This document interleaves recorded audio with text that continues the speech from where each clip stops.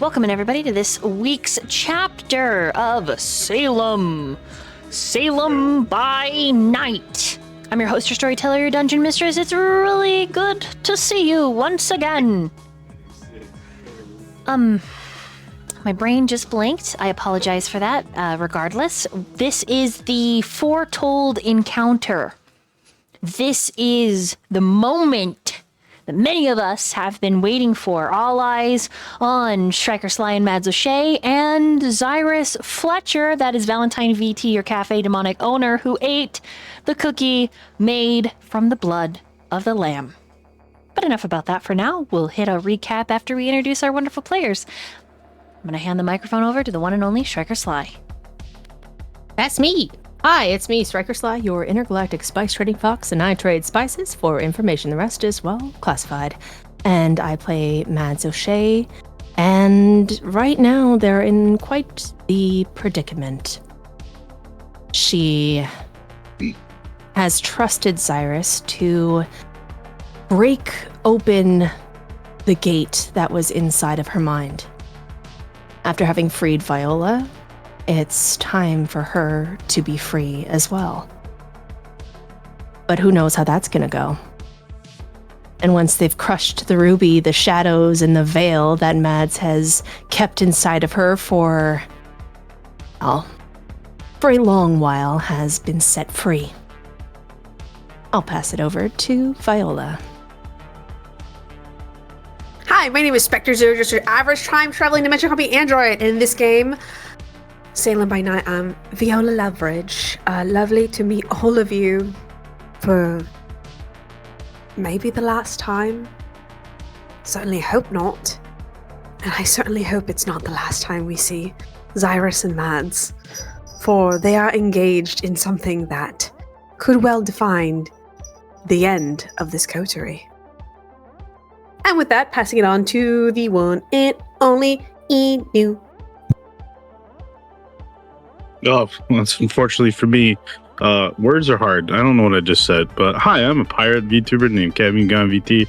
I make music and I'm playing a really, really air quote friendly air quote Rook, Rook, who's not afraid to punch your face in, even if it gets him killed.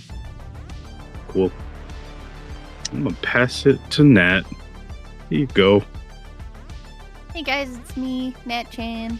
Sometimes I'm here on Twitch. I play Jericho, who's definitely feeling the most not super useful in this particular moment. So when someone was like, you should run, he was like, you're so right, I should, because I'm pretty squishy. But yeah, I think I was reading my notes, so I'm gonna be so real. Have we all gone yet? I'm sorry. I'm Xirus? real good at this. Yeah, Xirus. Yeah, Xirus needs to go. Okay, that's what I thought. Xirus. Hi. I am Valentine, your demonic cafe owner, and I play Xirus Fletcher, and I ate a cookie. It was both like IRL in Striker Sly's here and in game, so that's pretty cool. Wait, what? That's what I was eating. I was actually eating a cookie. Oh, gross. That's so funny, dude. Yeah, I didn't realize it until after. That I'm like, oh, yeah, I just ate a cookie, and I ate a cookie. Yeah. Now he's like, watch this shit. Yeah. And I start freaking like breakdancing. Yeah, it's like you're just spinning. Yeah. You got the boombox and everything. Mm-hmm. It's just Rook in the background with the boombox holding it up. It's just like Dad party. They're busting it down and just like, yeah. We both still look like a random guy. Yeah, it's great. Oh yeah. Oh, sorry, storyteller. Hey, that's me. A couple of few things I want to mention. I want to talk about the art that you see on stream that was done by the Nat Chan and Midnight Crow. So I want to give them some accolades once again.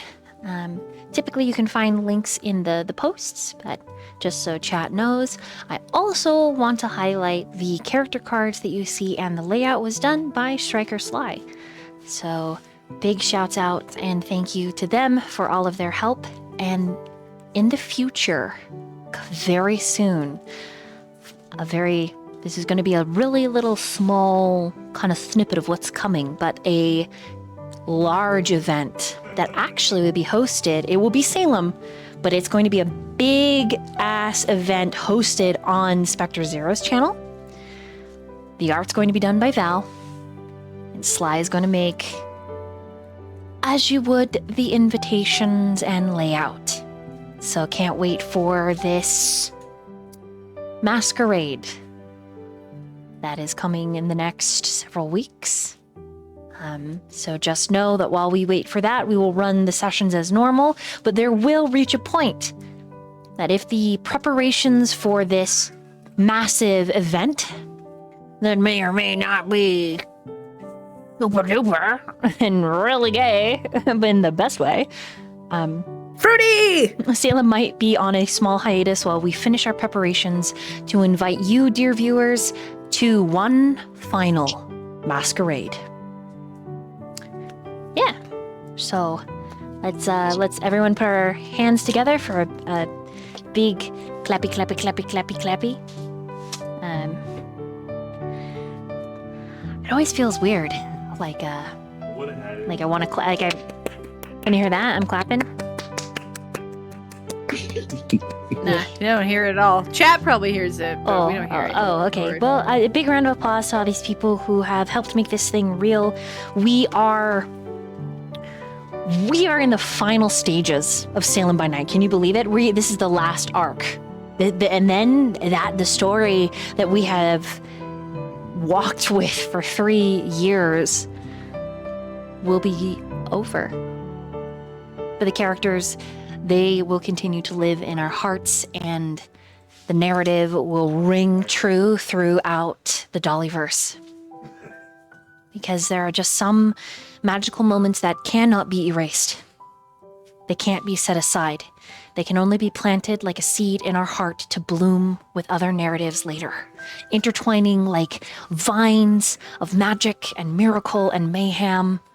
So, take my hand, chat, and let's go squeeze these players, not in a death grip, not in a headlock, but in a hug and an embrace. With that, let's begin. Salem by Night. What do you all remember from last time?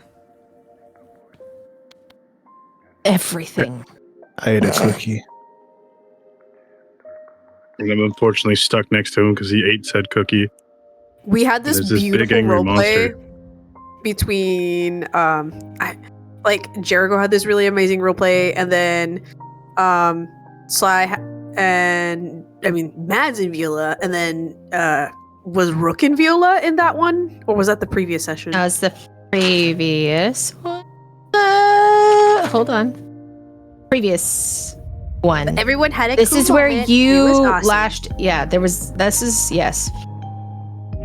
is not. This is after that. Yes.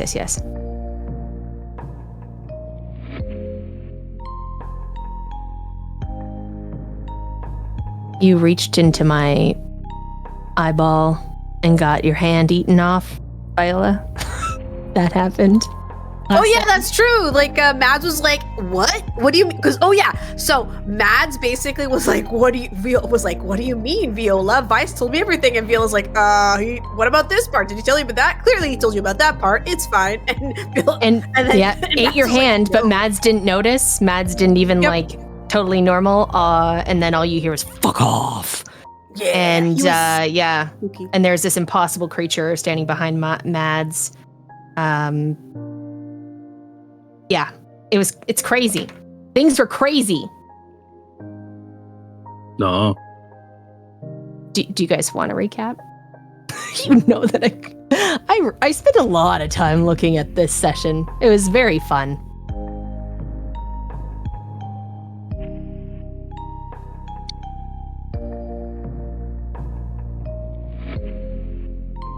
I ate a cookie. Yeah. Yeah, he ate a cookie. He was really like his grandpa took a little bite and one was like souped up, and then he's like, yeah, nah, fuck it, I'm gonna eat the whole goddamn thing. Angel blood cookie, by the way. So that's great. So he's tripping and seeing God in more dimensions than one. Not just an angel cookie, but it very important to note about this cookie, the blood of the lamb. The blood Oh my of the God, he lamb. ate Jesus cookie. He ate a Christ cookie.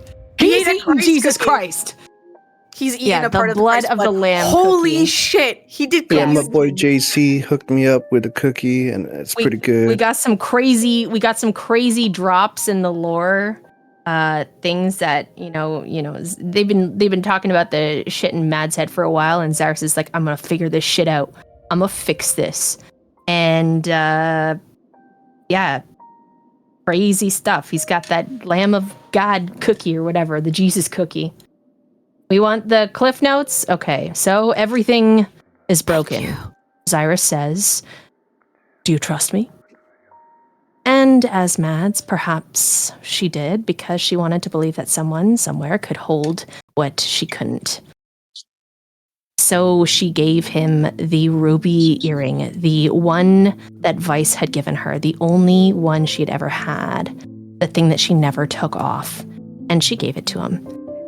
And Xirus broke it, shattered the ruby, and the thing inside of her mind came out, tearing its way into reality. Spider limbs, it was wrong, it was shifting, it wore too many faces, and all of them, well, I won't tell you what the faces may represent. But we did find some interesting facts out about what exactly Vice had locked away inside Mads's poor little Malkavian brain. It was always there to protect Mads. It took a run at Rook and Xirus like it meant to lunge, and Mads stepped in front and told everyone not to hurt it. Not to hurt Xirus or Rook, or was it not to hurt the entity? Because the thing wasn't a curse. It was Mads's cage. It was built from her sins, taught to hold what Mads could not. A thing of pain that Vice made to protect Mads from herself. And she dropped to her knees and kept saying she was sorry. And then Bishop opened fire. Bullets hitting shadows, Rook blinking to save him, and Xirus ate the entire god cookie. Not a little crumble, no. He ate the whole thing, like tasting the blood of the lamb. But the entity didn't disappear, it stayed. And we found out that Mads was murdered by her sire so she could become a murderer. Forced to eat and taste of the long pig and consume everything. And a certain title was dropped, a skin walker. And Mads, remembering and knowing all of the things that she had done, she had once tried to die in the sun, and Vice took her grief, her sins, her memories, and put something in her mind to hold it all back. Something touched by oblivion, and now it stood in front of everyone. Shadow, bone, legs, face never settling, holding and consuming Mads' sins for years. Just trying to protect her.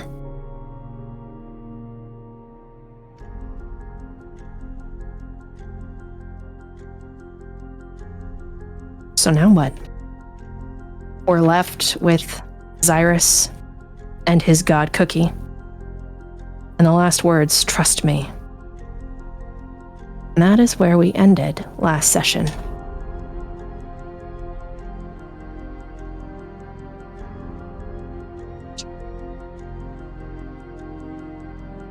It was not a vision. Just let me clarify, it was not a vision, guys. It was like all the memories that were coming through were because the entity had been released. Her memories had been released from the cage inside of her head. So she's remembering all of the things that happened to her but nobody knows what had happened to her. They just see the entity. Make sense? Yes. Okay. And yeah, Just to clarify. Jericho, Bishop, Just get the fuck out. Tyler, Viola. We're just like, yeah, we're out. Peace don't know- out, bitches! Yeah, we're pretty useless. Not at all. We need everybody because the power of friendship. Friendship. The power of friendship! But will it be enough? All right. That's a very good question, Spectre. So we're about to find out. Everyone can go ahead and add a storyteller willpower.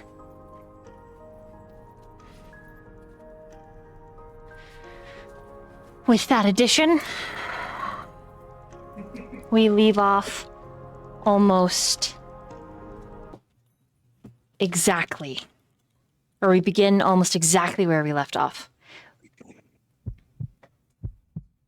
Mads, I need you to roll a resist frenzy.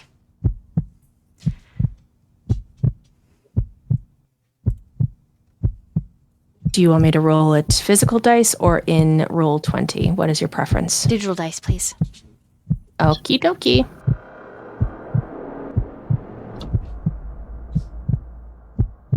Pool size modifier 0? Correct. Got it. Difficulty? Put it at 6, please. Okay. Did it work? Uh-huh. You can use a willpower if you'd like. Yeah, sure. Same thing, difficulty 6? Mhm. Okie dokie.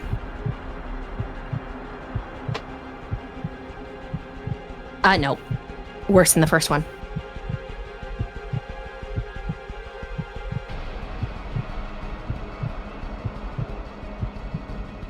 Then it was meant to be. Unless you want to use another one. You can use up to 2, but that's it. That's all your choice. Crapola. Completely up to you. Oh, yeah, another willpower. And Wolfman just gifted. Thank you, Wolfman. Everybody gets another storyteller. Do this time a chat willpower. Okay. Okie dokie. Sure, guys. Nope. Failed again. 3 Okay. times in a row. It's meant to be. Okay.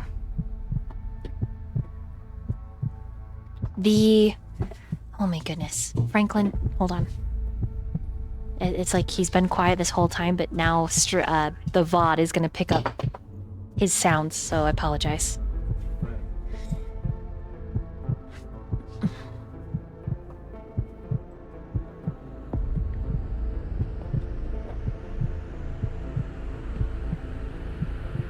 An overwhelming unearthing, as if memories are exhumed and pressed through the membrane of your skull out into the reality.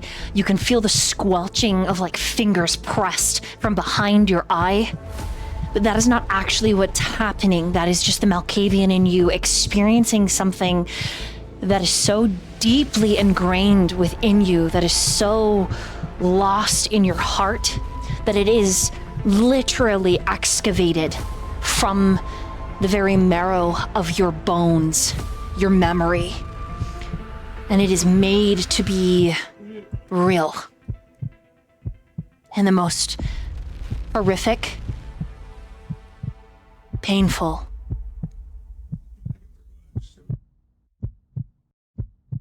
and awe-inspiring way.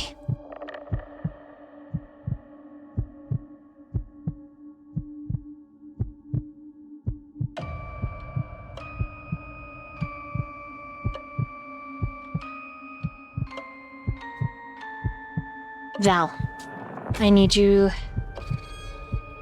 to roll a resist frenzy as well. Your DC will be set at 4.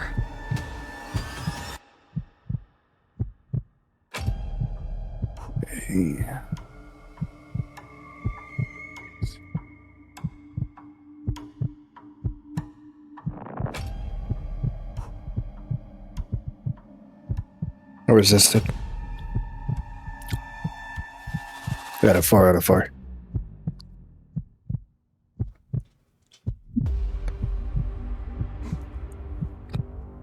The experience for you is different. The last thing, the creature was rushing towards you in violence, intent to maim, to kill.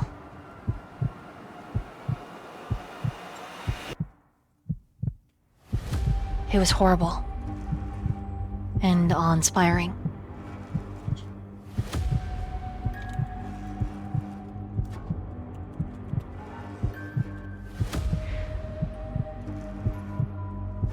Sorry, I had to message Miss Sly, so I want to use some of the vernacular in the description.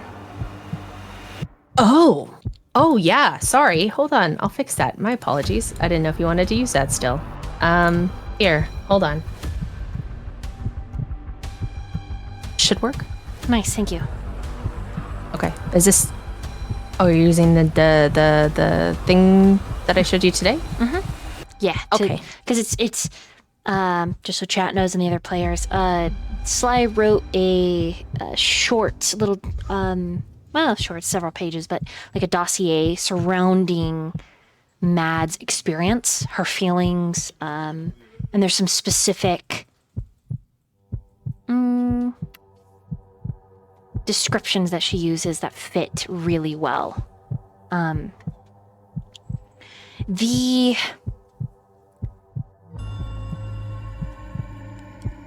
trepidatious, not quite insidious, but inside path that connects you through this blood to not only Mads, but everything is as chaotic as gunfire. A spattering of a buckshot everywhere. To call it overwhelming would be a gross underestimation. This hollow pressure that balloons your thoughts.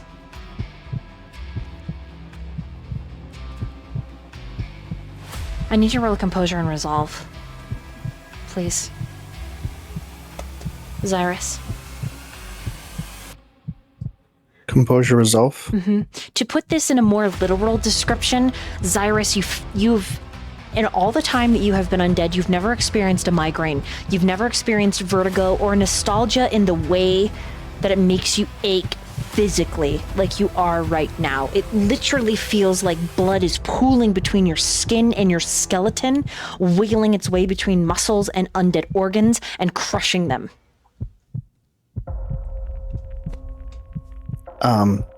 What difficulty? Just leave it at what it is. I'll just base it off of what you get.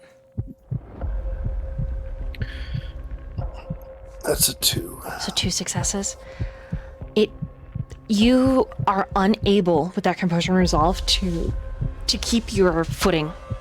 The creature catches you by the throat, tearing your chest open, and you feel your heart be plucked out of the cage of your rib, your lungs flayed. You cannot even scream, you gargle, you are a mess. And then, like the world rewinds, everything goes super slow. And everything physical that was just torn reknits itself back together, flesh reaching for flesh, organ reconstituting, bone cracking back into place. You are unstoppable. But you hear every thought of every kindred in a 1,000-mile radius. All of them are noise. You feel every emotion, every point of hunger. It is overwhelming. And that is a gross underestimation. Like I stated, the sudden voltage that is ushering through your nervous system is like you've been plugged into the network the mainframe of the world's greatest supercomputer. And this does not uninvolve kindred older than you. It is all of them. Everyone within 1,000 miles. If you could focus enough, like if this were X-Men and Cerebrum, you could pinpoint one singular vampire, one kindred, all of their thoughts, all of their emotions, their hunger, their state of mind, their will, every discipline that they have ever done, every crime they have ever committed, every goodness that they have ever acted upon their fellow man and or humanity itself. But you are completely unfocused. And even as you are unfocused, this creature, this black tendrilled thing that has hundreds of thousands of sins and screams and noise and chaos surrounding it is tearing, physically ripping into your flesh. Mads, you are watching Xirus die. And you are feeling helpless, causing you to frenzy. But because in this moment there is such a significant network plugged into all of the kindred, I'm going to go around Robin, and each of you are going to describe exactly what you're thinking, exactly what you're feeling, because these are the thoughts that are invading Xirus's mind. Xirus, you don't even know who you are. There are so many yous. You're Jericho, you're Rook, you're Lucas, you're Elizabeth, you're some guy named Mason, you're another person named Alex. And around and round and round it goes. And you cannot settle on one personality because they are coming at you as fast, and even faster still, than the speed of sound. So with all of that information, we are going to start with Rook. In this moment. So you want... What are you thinking? What are you feeling? In this moment, when Bishop fired, the only thing he thought was to get him away from this area as fast as possible before he went to go back and help in whatever way he could figure out, whether it's a distraction, moving people that can't move as fast as he can. Yeah.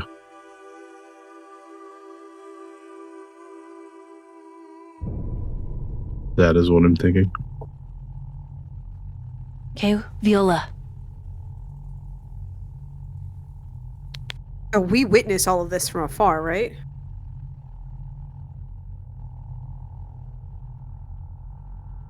If you did not make it into the house, yes. You're seeing all of it from a banal, safe distance. Yeah, I wasn't sure where we went when we... So it's your thoughts, it's your feelings, everything. Okay.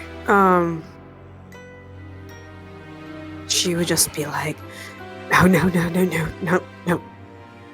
This isn't how it was supposed to go down. This is what happened. It's just anxiety, worry, like it's all falling apart.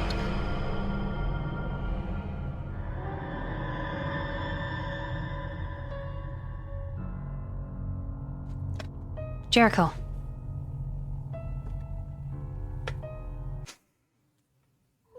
He's actually a whole mess of thoughts. It's like, fuck this day if it couldn't actually get any worse. I think it is. It's like I'm just trying to get this thing done with Kyler, and then the shit with my sister, and then now this stuff with Mads, and now maybe Xirus is gonna die. I don't fucking know, but I'm real tired of shit hitting the fan at 1,000 miles an hour. That's what he's stressed and frustrated. That's the feeling that he is giving off, and yeah, his thoughts are all over the place. Lots of stuff right now.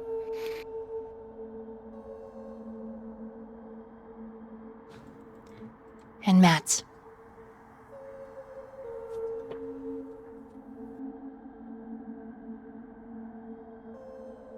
The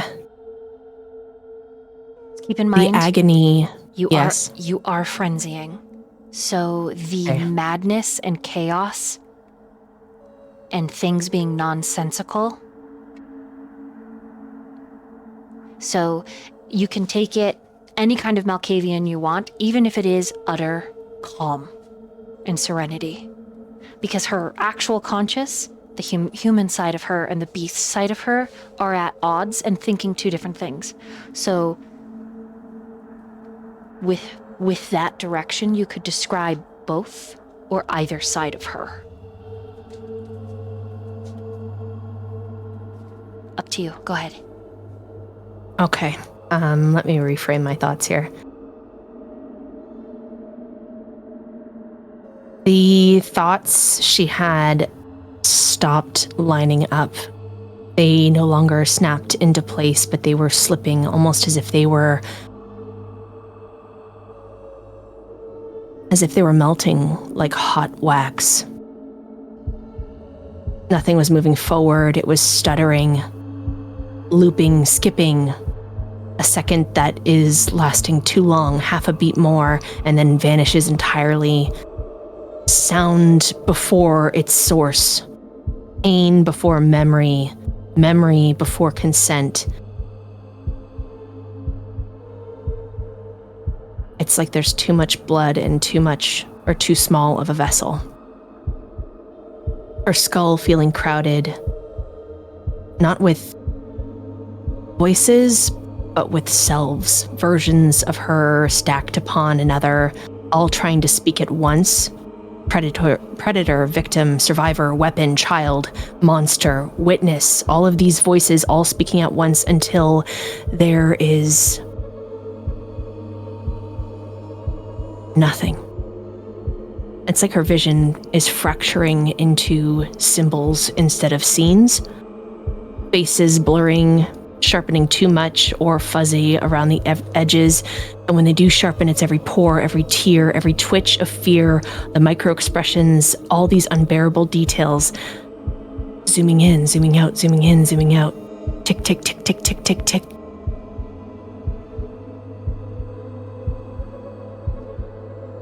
Muscles tightening. Hunger rising. The smells overwhelming. Consume, protect, no. Hold, no. Destroy, no. Remember, no. Protect, no. Consume, no. Hold, no. Destroy, no. Remember, tick, tick, tick, tick, tick, tick, tick.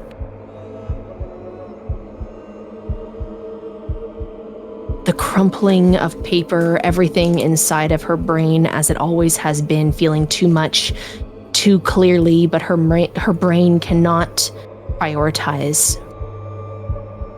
And so it does what it always does. It opens and everything comes in, and there is an overloaded pressure. A mind that has spent all these years holding itself together with careful compartmentalization has just had every door kicked open at once. That is frenzy for Mads. All control is lost. Loss of containment, chaos, clawing memories, sounds over sounds over sounds, and she's balancing on the knife's edge. She hears the crinkling of paper, the tapping on the teacup, and then there is nothing.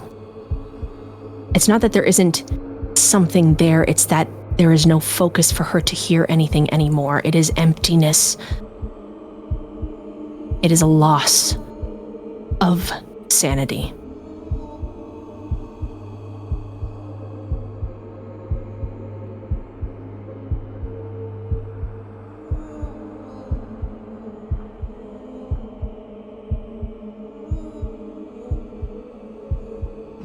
With all of that, Xirus, I would like you to make another composure and resolve. you do have willpowers gifted from chat that you can use.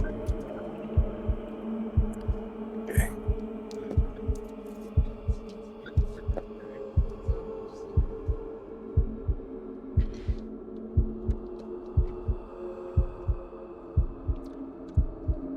I will use that willpower. Because that was bad. It was a bestial failure, yes. One sucked. That was terrible. That was very bad, yes.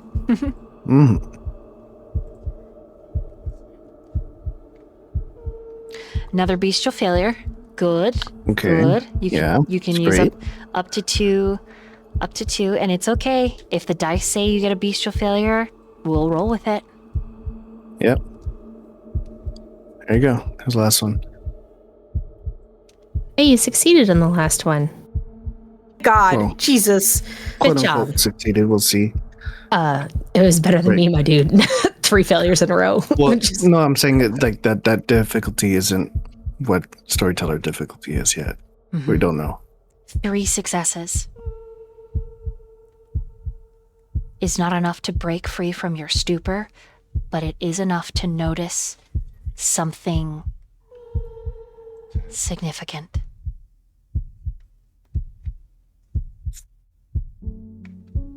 It is not necessarily a kindred that you hear. It is someone else. A young person, based on the feel of them through this symbiotic connection that you have made. Their blood has been touched, but not by the Dark Father, but by the Lamb.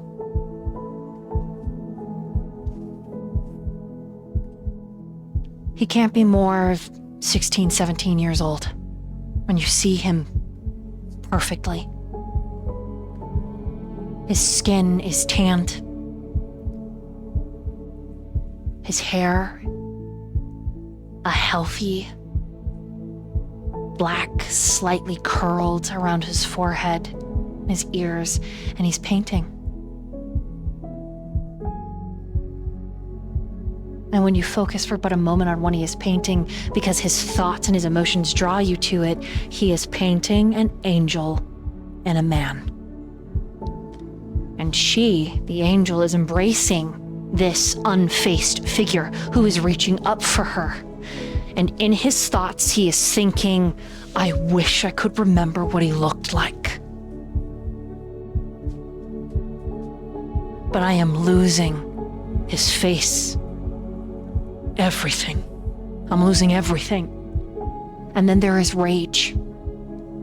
And a sudden explosion of anger. Even Xirus, as you're aware that your body is being torn into and pieces of it is being eaten by this creature, and Mads is screaming, clinging to you and the creature, attempting to be between the both of you, and she's getting cut by this creature and eaten. You are very only faintly, subtly aware. You can see it with 3. And we talked about this once before. It's called a dad bonus. It's called a father's honor. As you are watching Mads being bitten and clawed and pushed aside by this thing, physically removing her from the violence, the benediction of violence between you and this thing, you have a chance to re-roll. But in re-rolling, you will lose the boy. And the boy, Xirus, the boy is significant. He is so significant. And you know why, but you can't grasp it because there are too many all-consuming thoughts.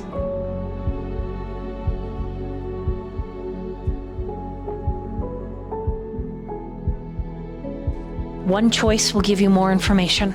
You will watch the boy tantrum, you will hear words, it will inform you. However, on the other hand, you can follow the thread.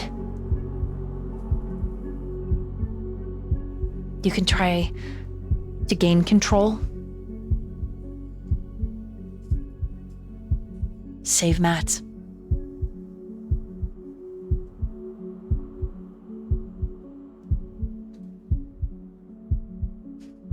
What do you do?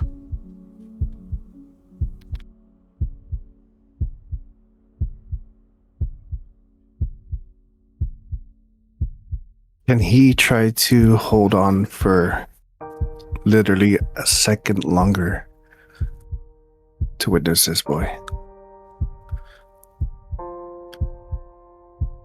Yes. But I need Mads to make another frenzy check.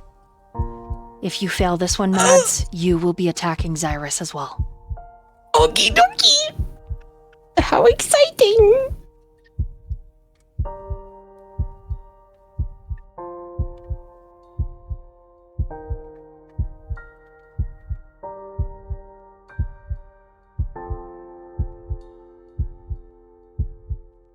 What difficulty for this one? 4. Okay.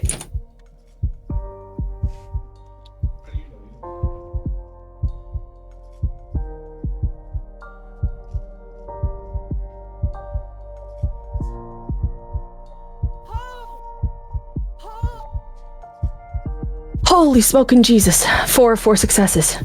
Holy fucking my. Okay. So what will happen is I will describe this scene, and then everyone is going to be able to act. The monster and Xirus are moving too fast that even kindred celerity cannot keep up. So, the rest of the coterie, be thinking of what you want to do as you watch what's happening, because Mads is getting attacked in this moment. But the scene that I'm about to describe to Xirus is happening outside of the initiative order. Okay? So you hold on for just a second longer, and this young man grabs his easel and he goes to throw it, but he stops. And he holds onto the painting and he crushes it to his chest. The paint is still wet and it smears all over him. And there is someone that you can barely make out the constituted physicality of their visage, but you know that they are a kindred, and they say, Vice, I know you miss him, but it isn't safe. And little Vice says, But I don't even remember what my parents look like. Why do I have to live in the dark like this? Don't you think they want to know where I am? Don't they miss me? Doesn't anybody care? I'm not an orphan. Stop treating me like one. I know what I dream. and he turns the painting. This is real. This is my dad. This is my mom.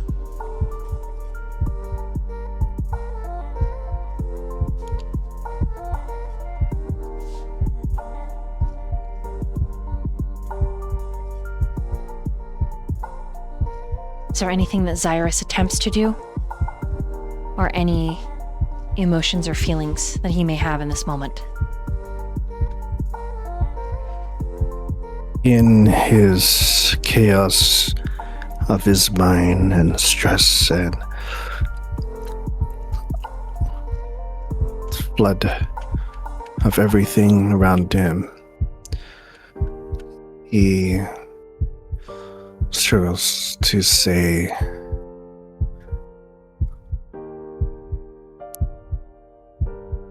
they love you, boy, more than the world itself and life. But I must protect my family first.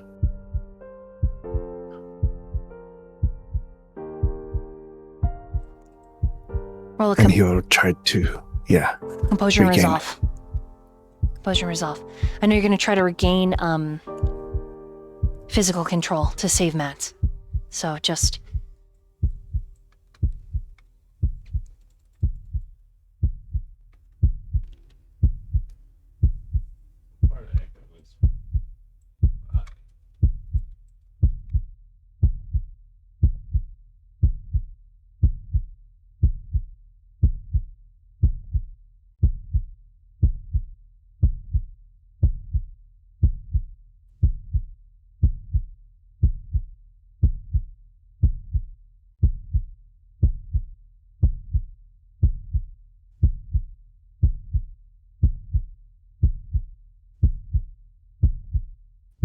Roll that again, Xirus.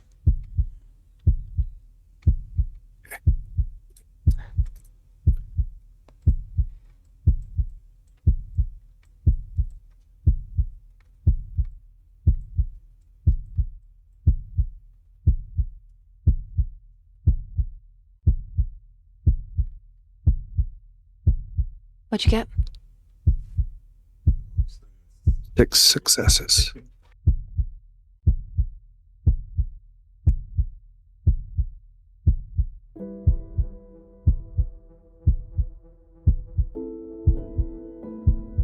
The boy turns. From where you are viewing him, you are in the southernmost corner of the room, and he turns directly to look at you. His eyes are the most beautiful, citrine, gold as the dawn. He's looking right at you, Xirus.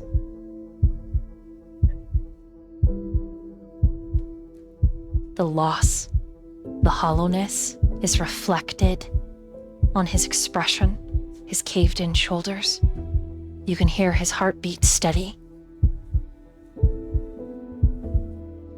What is not lost on you is that small dawn of hope. A light in his eyes that had been slowly fading, lit.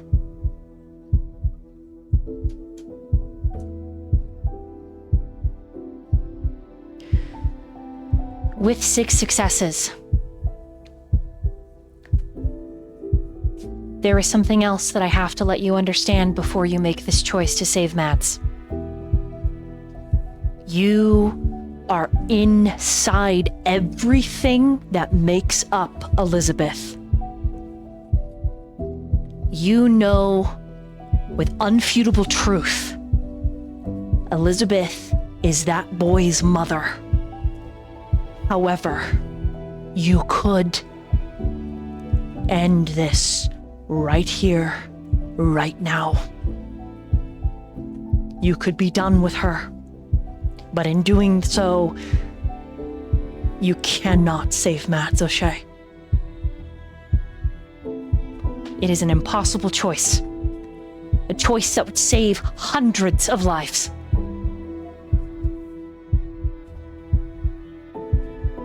Or your adopted daughter in many, many ways. So while you sit on that choice, Val, I'm gonna meanwhile over to Rook. Yes.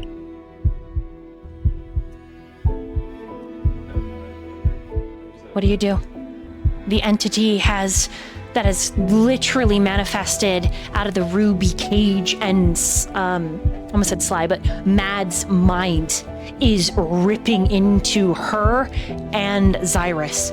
But in its attempt to rip into her, it looks like it's because she's getting in the way of it killing Xirus. But Xirus, his wounds that should end him, the thing near decapitates him and his flesh reconstitutes. You are watching in amazement this prayer of reckoning and death. But the final moment of Requiem never comes. The note is never sung. Xirus, in this moment, cannot die. And if he is dying, he is resurrecting almost instantaneously. And he also looks kind of like he's tripping balls, but that's beside the fact, Rook. That's just your own internal dialogue of, damn, I think he's tripping on, was that fucking acid he ate? I don't fucking know. What the fuck? Okay, that's just Yeah, you see a slight smile on his face. a little bit of drool. He's just like, the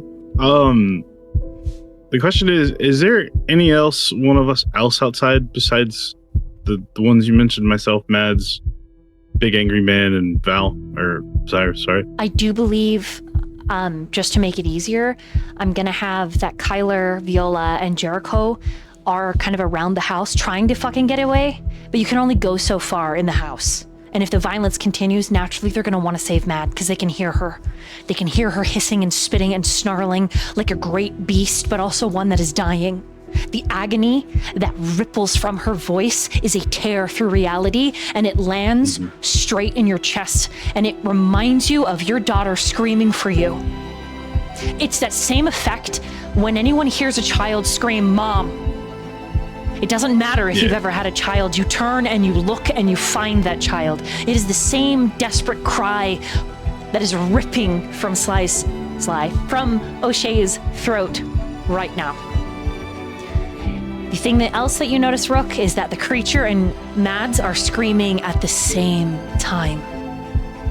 It is not one over the other. It is a choir. It is a unison of pain. So what do you do?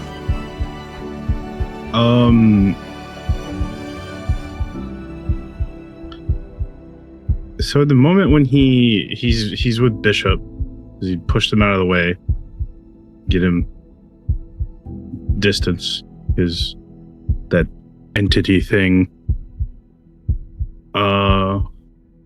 He's gonna look at Bishop and ask, do we still have that big dragonfire like gun thing? And if we do, I'm gonna need it for a particular stupid plan, just in case this doesn't work like it's supposed to. Okay. Because he doesn't generally he has an idea, but it's like, it's gonna go bad.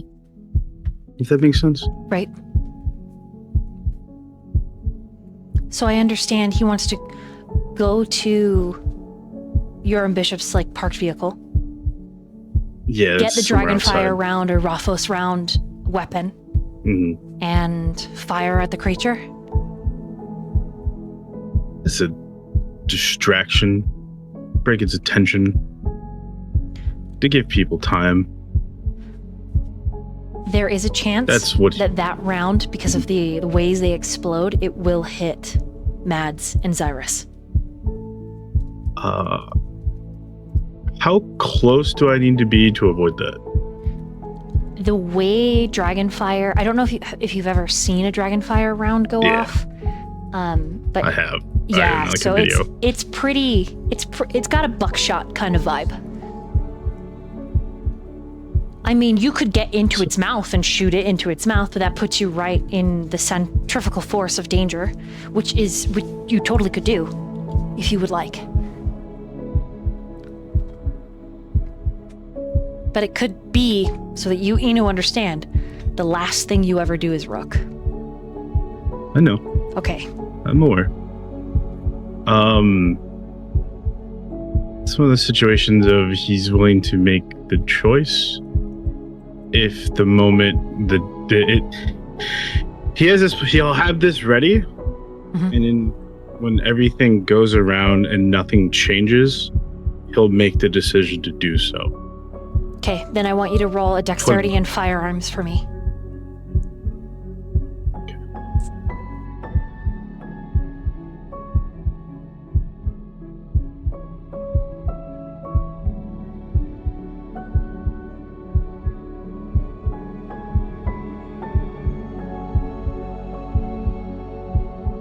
I don't add anything else to this or anything with any of my other stuff, right? You'll be adding a 2 dice bonus. Okay. Wait, fuck.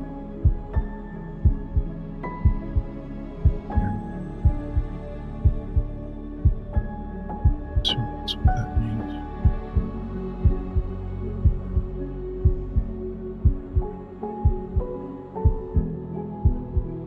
Jesus, for the love of...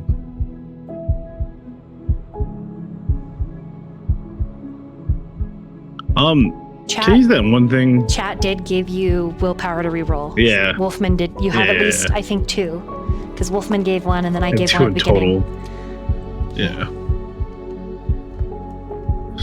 Really good.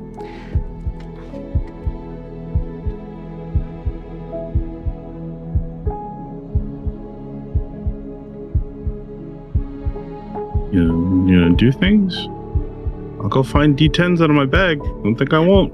Roll 20's like, nah. Damn. Oh, Tony really is like, nah. it really just doesn't like any of us today.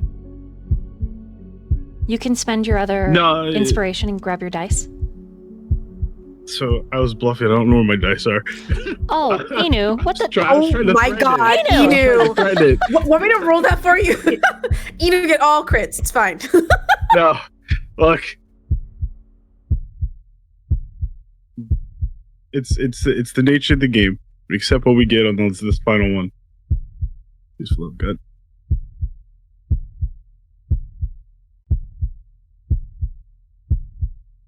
Two's better than one. Two's better than one. That's all I'm gonna say. It is locked in. Before I describe what happens, Jericho, you are holding pretty much Viola and Kyler back.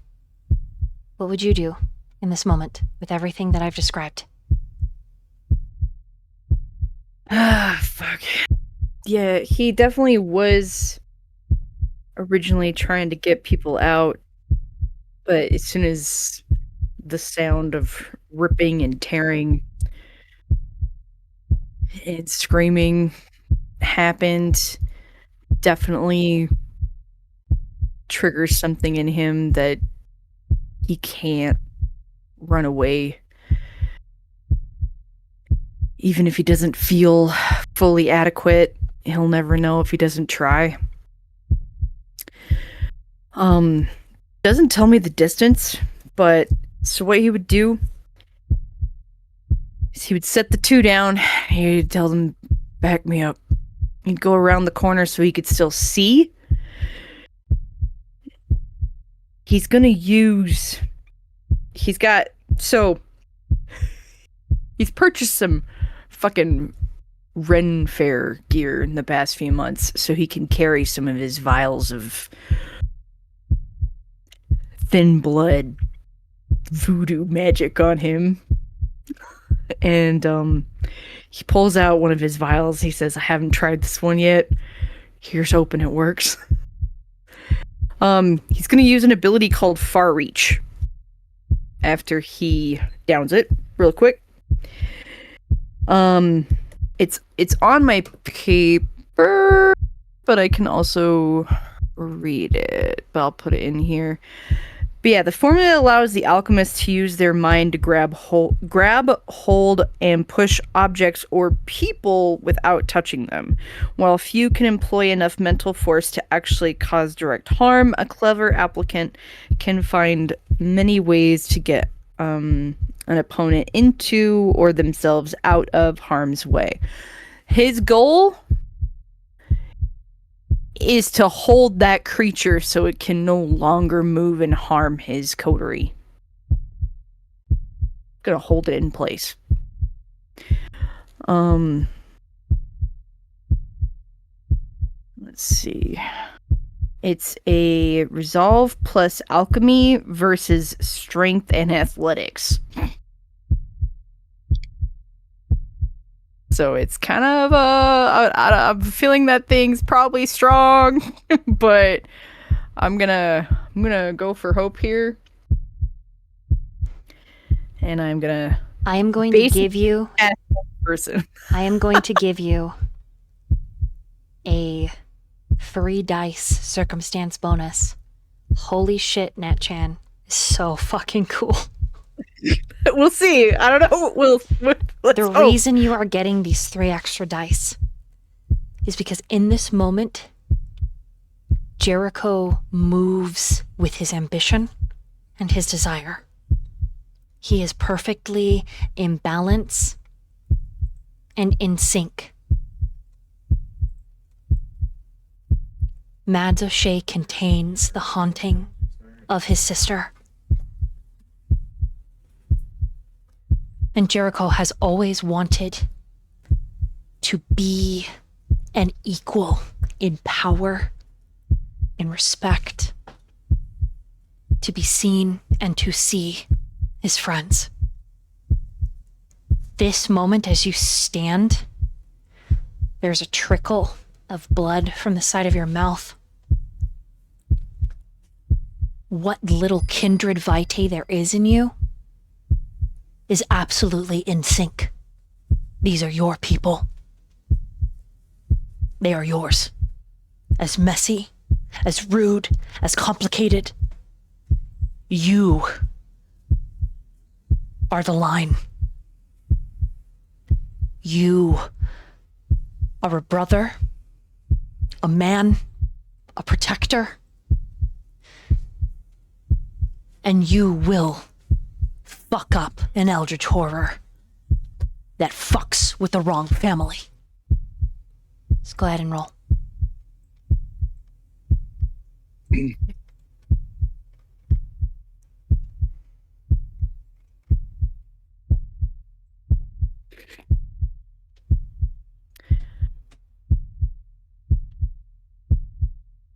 Okay, well, that's a pretty damn good pool. Thank you for that.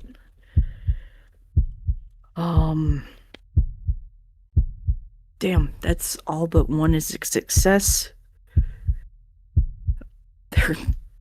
There are 2 crits in here. Hold on. Fuck. That's 8, 9, 10, 11. That's 13.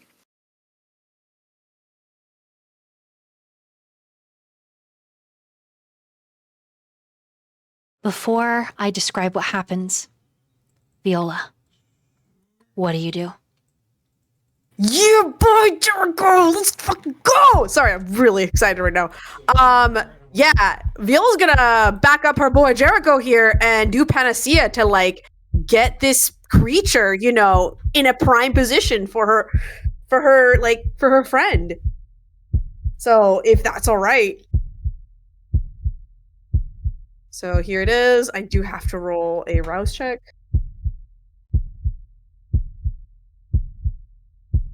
Oh, thank God I succeeded on the rouse trick. I am so hungry right now. Okay, so yeah. Viola goes, "We're with you, Jericho. Always. Together." And she nods her head and she's gonna back up her boy. Let's go! Sorry, I'm like really excited. I'm like, yeah! Jericho, let's go. Alright, and then that's gonna take a composure, aspects, and against the difficulty 2. Okay, that's not that great. But, you know, that's fine. It's great, you know. It's a 3. 3 successes.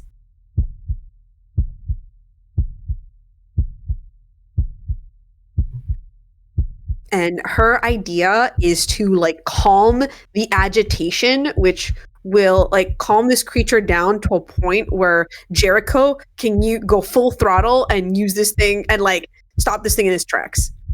She's just giving Jericho an opening, like, mentally, I guess. I got it. Okay, perfect.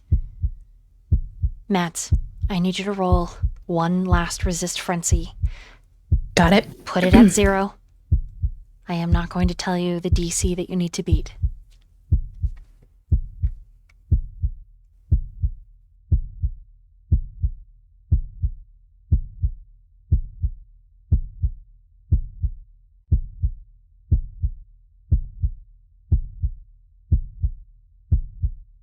That's 4.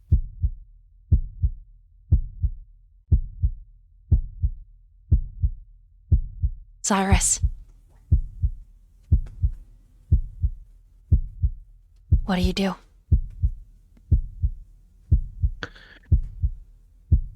In that moment, the boy is looking at him.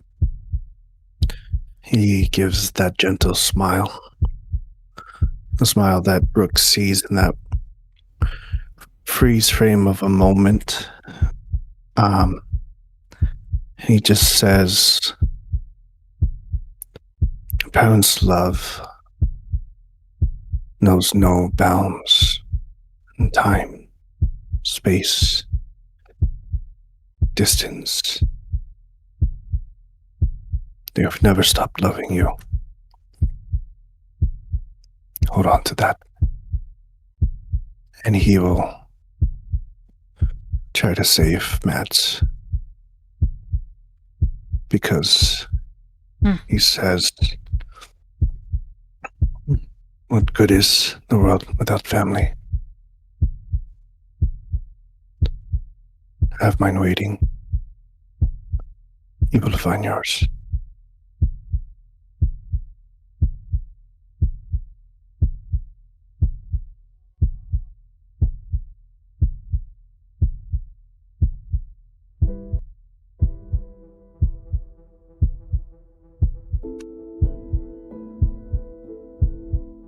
Everything happens wickedly quick. Viola, Jericho, they let out a scream, pressing all of their capabilities to the forefront like a kinetic force that punches and cuts through the air simultaneously. Xirus, you are aware of a gunshot that goes off, and there is raw panic as you reach forward, and Mads is crying, and it is agony. It is pain, it is loss. It is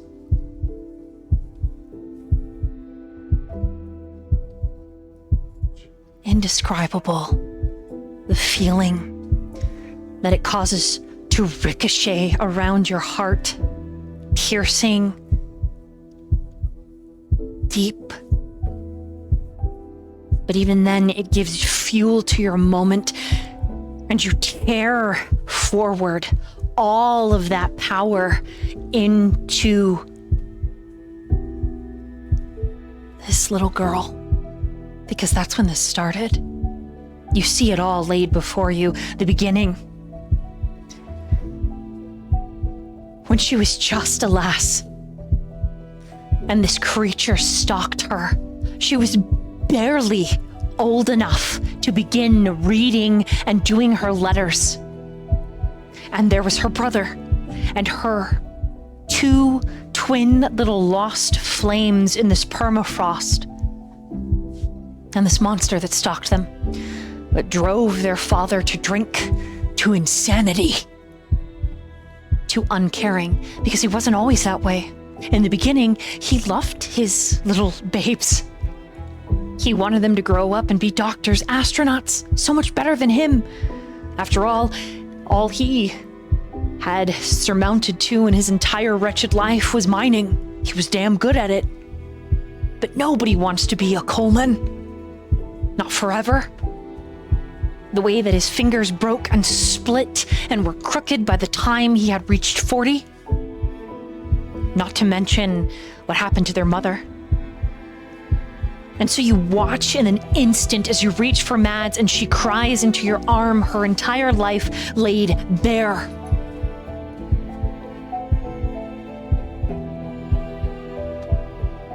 Jericho, your nose begins to bleed. Your mouth begins to leak.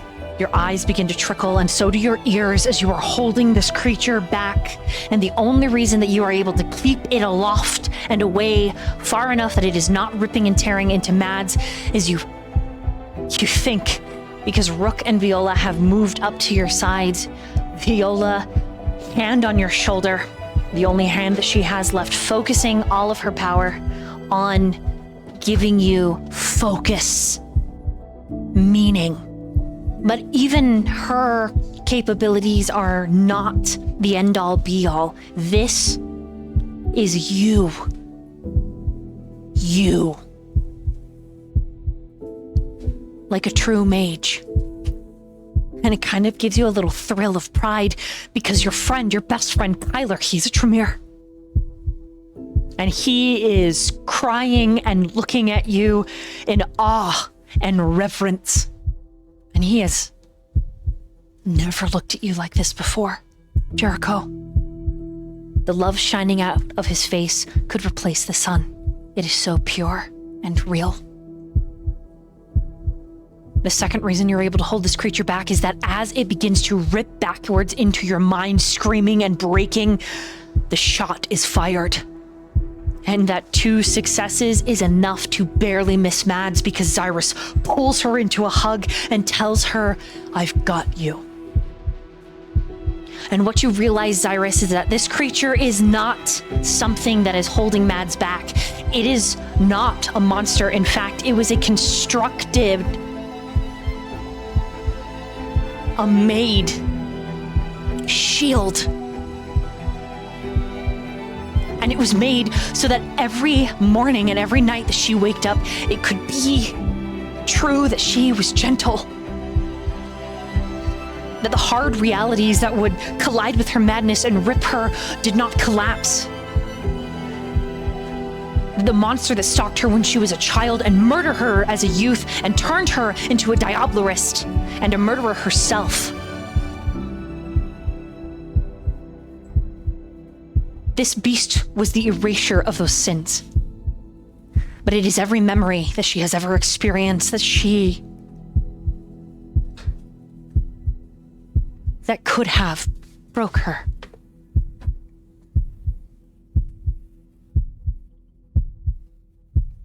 And you recognize what the shadow really is. It is of her blood, her bone, her mind. One cannot exist without the other. Because this was the piece of Mads that had to endure the assaults, the beatings, the pain. And then you glance over and you see Jericho is grunting and holding this thing aloft, his hand held forward, blood twisting around his limbs, holding the creature aloft, forming a kinetic shield between you, Mads, and this piece of Mads O'Shea. The frenzy is not only because of the damage she has borne, it is because she is broken. She has been spilled and made bare in front of you and the night sky and the world to see.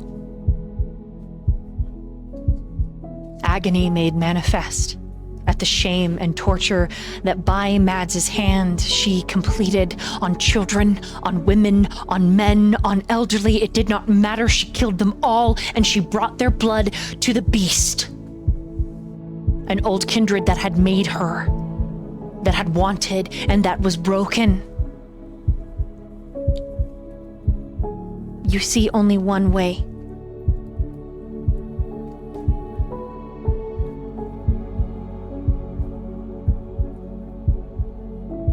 One way to bring her back.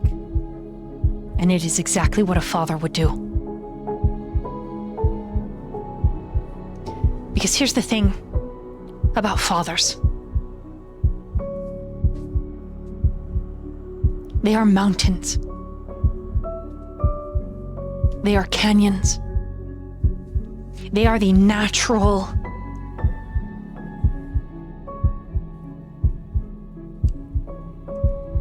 majestic, powerful stabilizers.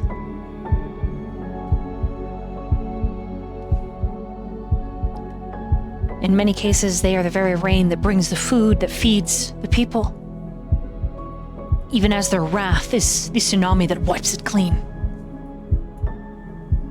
But most of all, they are the shoulders on which their children climb.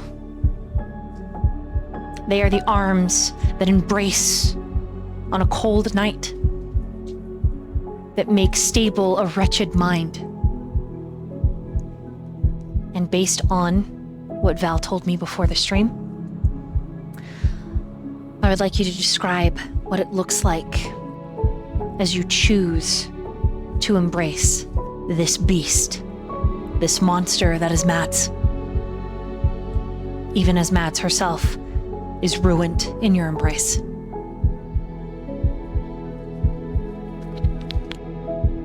He looks at Mads and tells her, "You do not need to carry this shield Any more rats? You're not alone. We are here for you.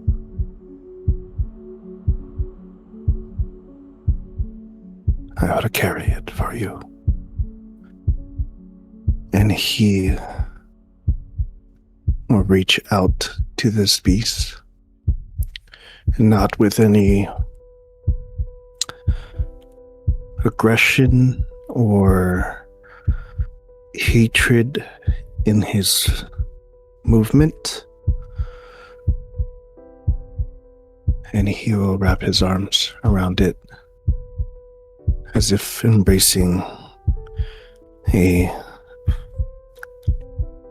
tantrum child who is just in pain and does not understand. And he will hold the beast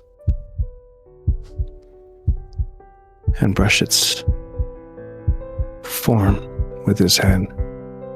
The creature attempts to assault you. Jericho, what'd you get again on your roll? Was it 12? It's 13. 13. Okay, it is everything in your power to hold this thing as it is embraced by Xirus. I need you, Viola, and Rook, if you are assisting in any way, to make your rolls again. The question with Rook, though, is a little bit different, so I'm going to give you your own turn in just a moment. But I need to know, Viola and Jericho, are you going to re-roll with the same rolls? It is fighting against you, and you are going to suffer some damage. Yeah. Okay, then both of you go ahead and re-roll. Roll again. And then Rook. Shooting it did distract it. It did minus its margin of success. However, Xirus is now embracing it, and he also has a very wounded Mats.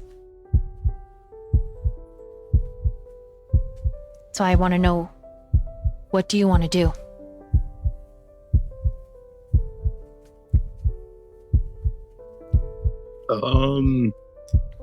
Fuck.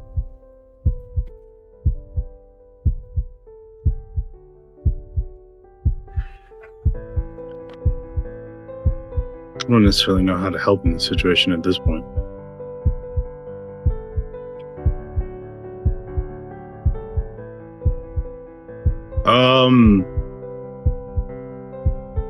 See, so is Xirus hugging the creature and Maz at the same time? Or is it just all one thing? Am I crazy? Okay,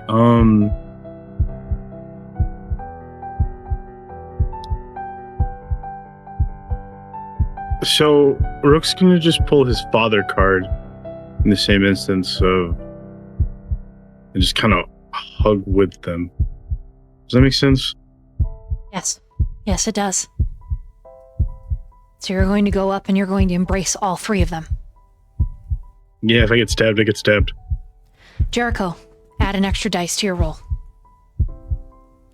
Oh, shit. Okay. Viola, what'd you get on your roll?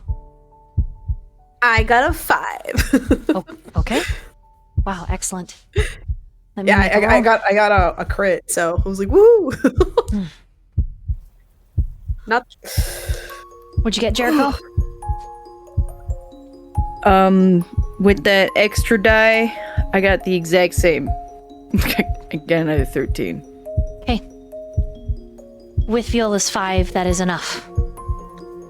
You will take 2 points of aggravated willpower damage, but it does not outright kill you. Or make you frenzy, because what would have happened is you would have taken all of your willpower superficial, and then you would have immediately frenzied and probably attacked Viola. But that doesn't happen. What does happen is as as Rook and Xirus embrace Mads and this creature, it's like a warm, unthreatening shroud that comes around you, Mads. Almost like a sensory deprivation hug that calms the nervous system, allowing you to stop frenzying. You got a 4 previously on that frenzy check, correct? Yes. You are standing before everything that you have ever done. You are looking at it in the mindscape. In your head, you are seeing you damaged and broken and bleeding, your heart pulled from your chest. The same moment you are standing in the parking lot where Blythe was taken. You are looking beyond in the parking lot where the mirror of where Blythe now lives forever. You are looking at her and the loss. But you know, everything that has ever been hidden from you, that Vice tried to protect you from, it's there on display, and it is ugly. It is so ugly. But you have a chance. And you hear, echoed in your mindscape, Xirus say, I will carry it for you. And you can smell him. And you can smell Rook.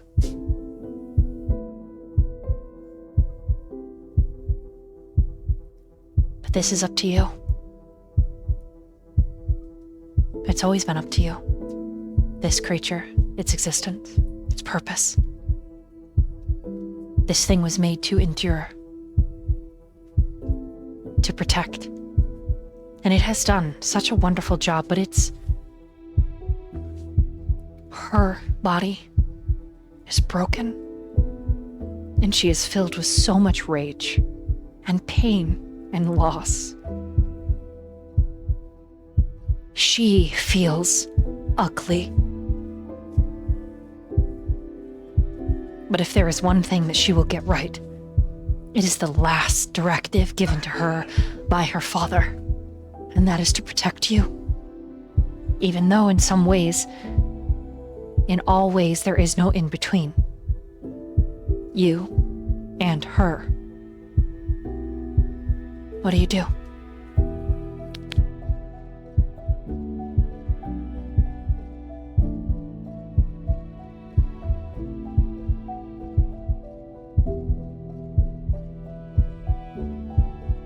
Is this...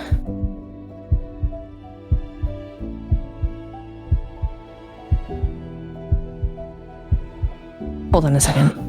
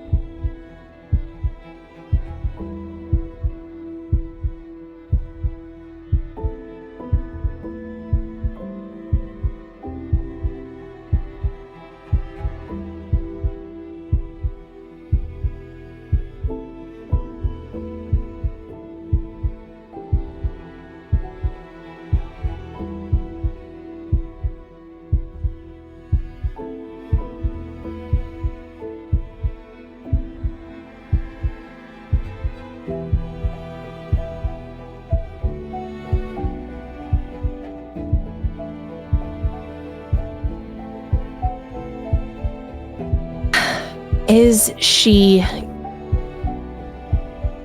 So the version of her being held is not the version of her that is standing back and watching everything, right? Like, it's almost like she is having an outer body experience in this sense.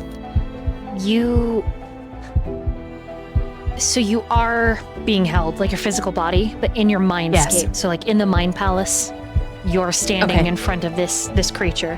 But in reality, what's happening is you and this creature are being held by Rook and Xirus. It is throwing a tantrum. It is trying to kill Xirus. It's biting into him, and then it starts to turn to Rook, and it is biting into him. You do not have long. You know that you don't. But you are seeing every horrible thing that you have ever done, every lie, every sin, all of it. You are witnessing and remembering yourself putting on the flesh of man. Actual skins of people that you had murdered and laughing. Burning bodies stripped of blood, collecting teeth, fingers, eyes in jars. Your brother You come to realize he's a blood doll because you used him.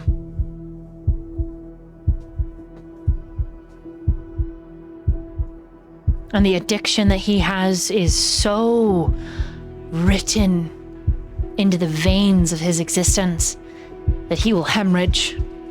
Without that addiction, that is you who did that.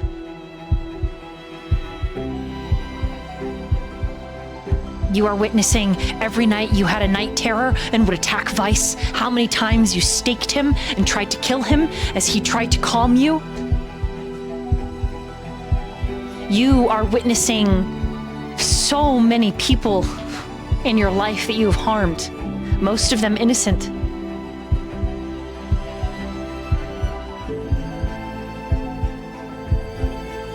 But there is also a difference and a distinction between the two of you, even though you are one. There is a space between two of you, and in that space, the Mads that is standing looking at the broken Mads, she is aware of every kindness, every generous moment, every gentleness that she has ever offered.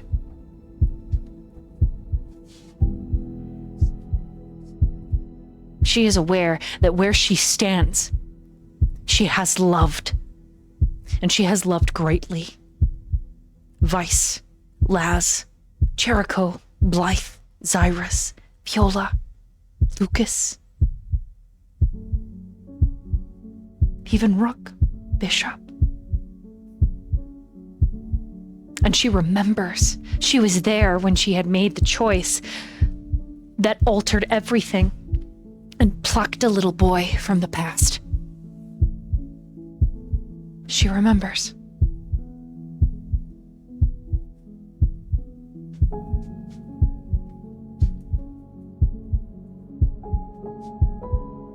So what would she say to the Mads that committed all of those sins?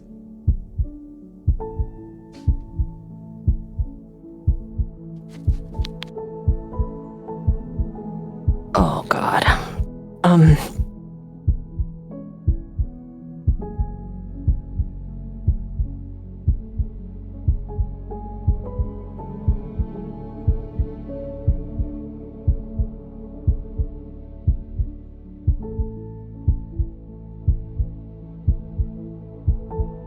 This is...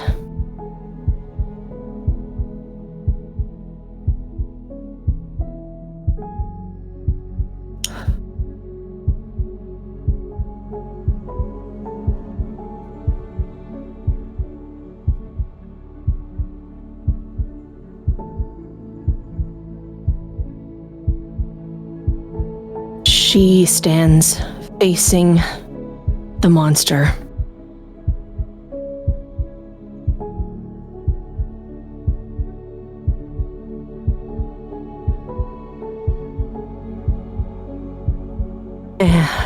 The monster built from her sins, shaped by Vice's mercy.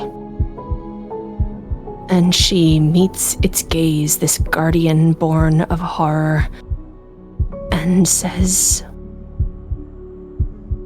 I remember. I remember what we did.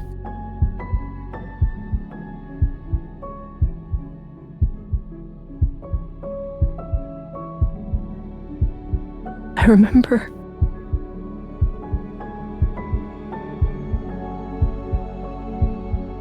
I remember him bleeding because I needed him broken.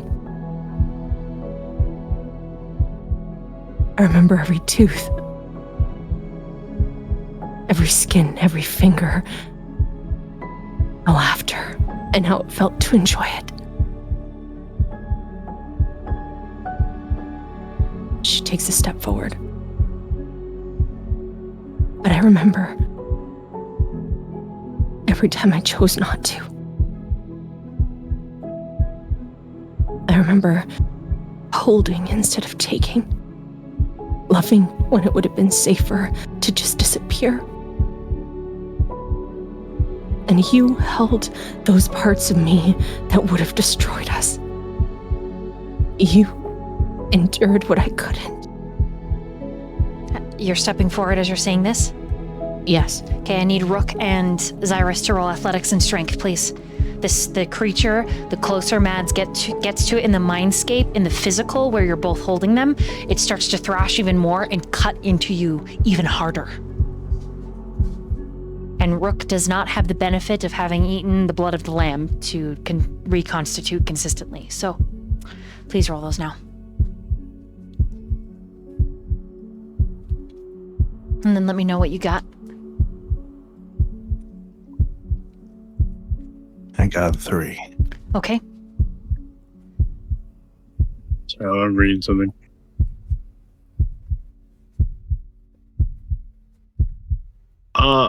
Prowess doesn't help in this particular moment, does it? What are you From trying to potence? use? It's basically.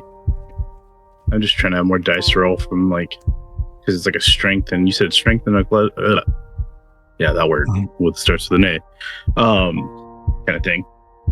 I'm just seeing if there's any other options I have to help. Yeah, let me With look the at your roll. character sheet.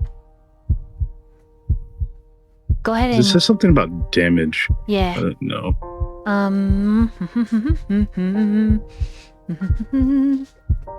This will probably give you 2 dice bonus, I think. So go ahead and roll with 2 extra dice. Can I give Xirus extra dice or extra willpower?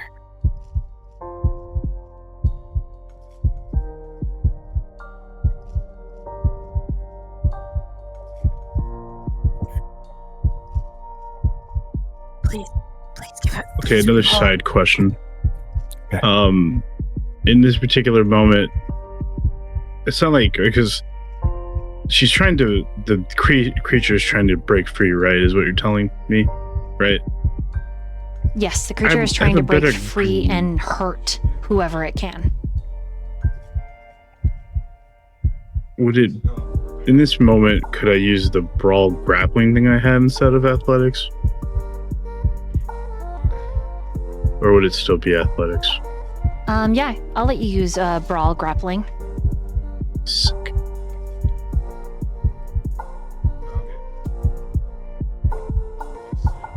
Oh, please Xirus roll. rolled the same thing. Oh God. Can I give him another willpower? Yeah, he can use up to 2 on any one roll. I'm gonna jump off a cliff. What'd you get?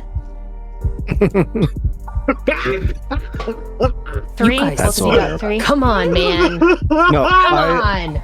I genuinely We need believe help. Roll 20 here. I genuinely all of our rolls on Roll 20 has been absolutely horrible. Use some today. real dice, folks, please, God. I found like a set of dice. Hold on.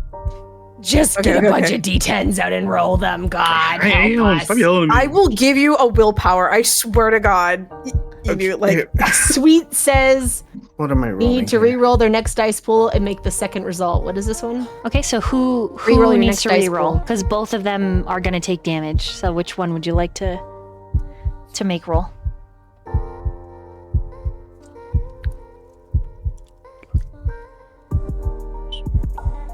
Xirus or Rook?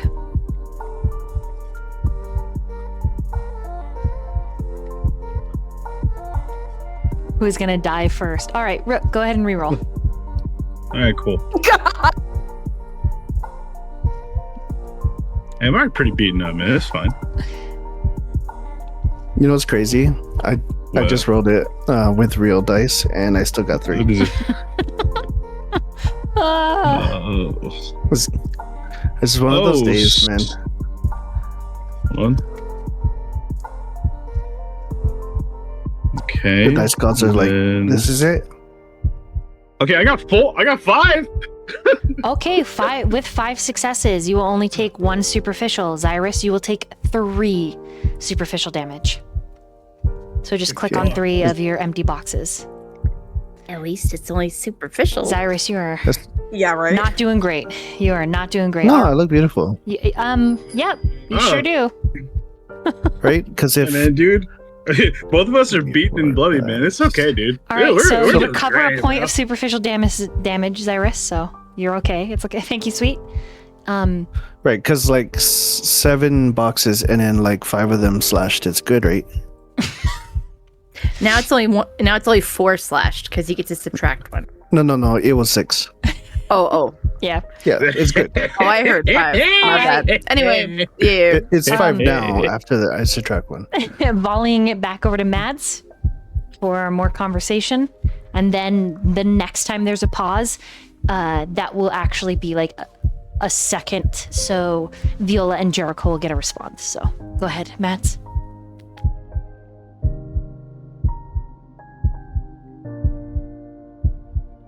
I'm just trying to think about the last thing she said. Trying to put my brain in it. Hold on. She's stepping forward towards the entity and continues. You were me when I was gone.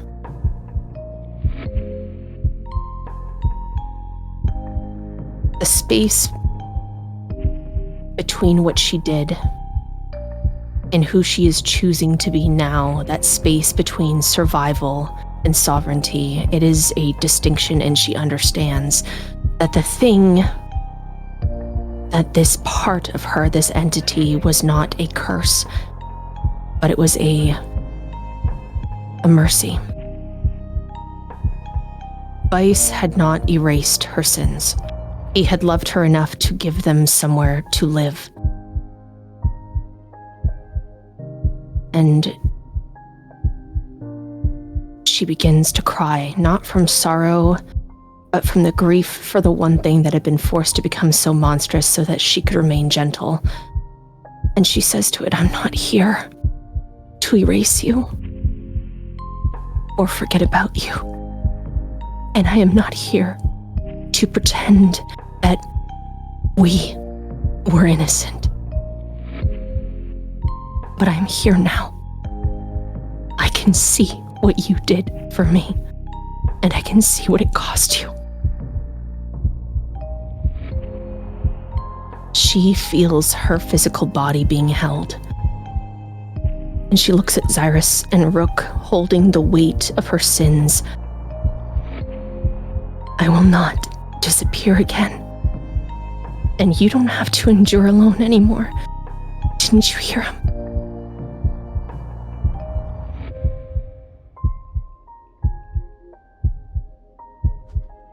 Right here. Didn't you hear what he said? You are so close to the broken Mads, who is ugly crying, snot dripping from her nose, eyes bleeding, face blotchy and swollen, and she is just blubbering.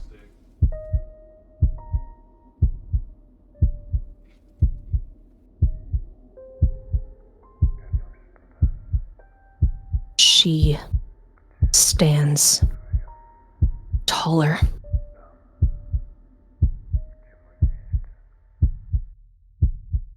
And then she kneels down to touch herself. I forgive you.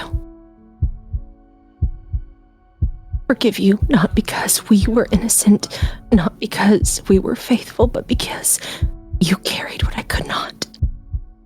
You endured what had broken me.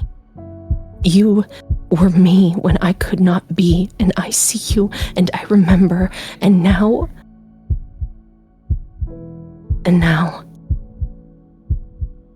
I can carry this myself. I can carry this with them because I am not alone. You can be free. Because I am.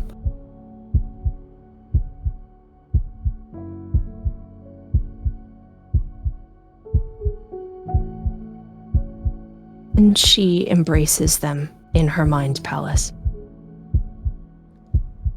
At that same moment, Jericho, for maintaining, you take a point of aggravated damage. You begin to gush blood from your nose, your mouth, your ears, and it begins to start seeping from your eyes, and you can feel other places where you're bleeding. Small cuts forming all across your skin. Viola, what do you do? Alrighty.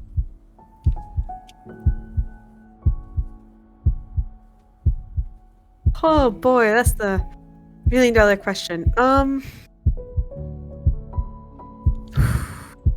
Raiders, welcome. Welcome in, Thank you for Raiders. helping me stall for time. God.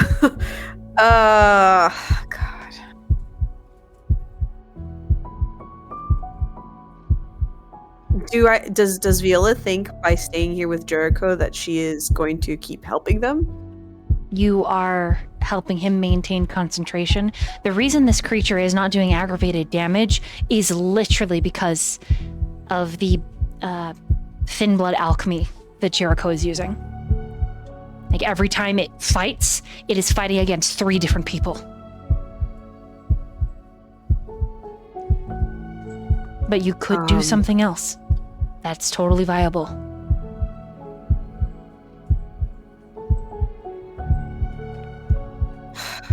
Okay, I'm just gonna go with what Viola was thinking. Okay. I don't want it, but it's fine. She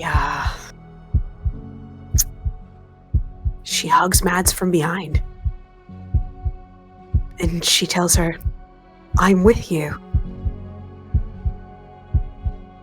It's okay. I'm with you.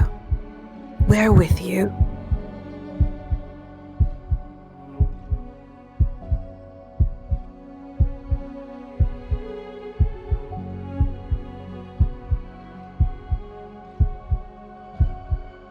Yeah, that's it. I don't know if she can hold the panacea while doing that. She'll try.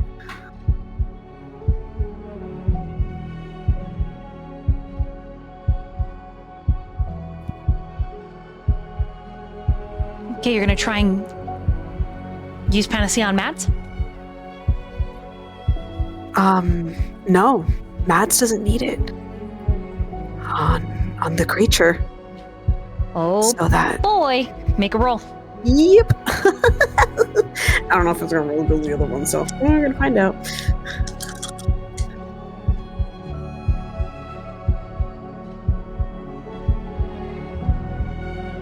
Alright, I'm definitely gonna use it when we're gonna warm my willpower.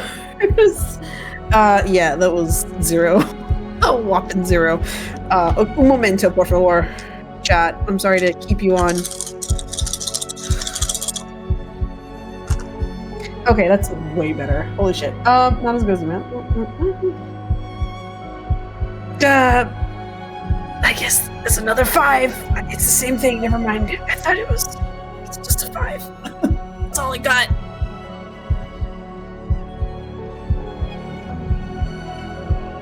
Okay, with a 5. Hold on, let me make a roll. While that's happening, Jericho, what are you doing? If you're gonna try to maintain this, you need to re-roll again, but you only have a 3 dice bonus this time.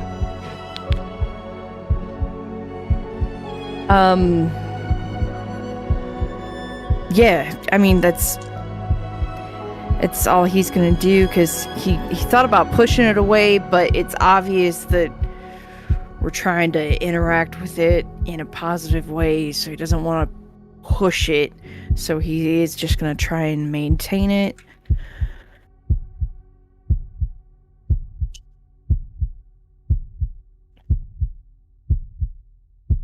Am I allowed to use a chat willpower? Yes, you are allowed. Okay.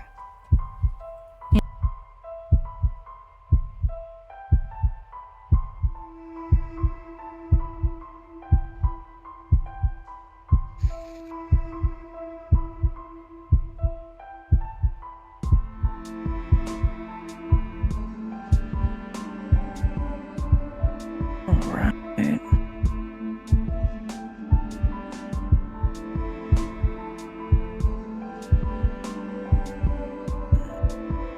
12. It's 12.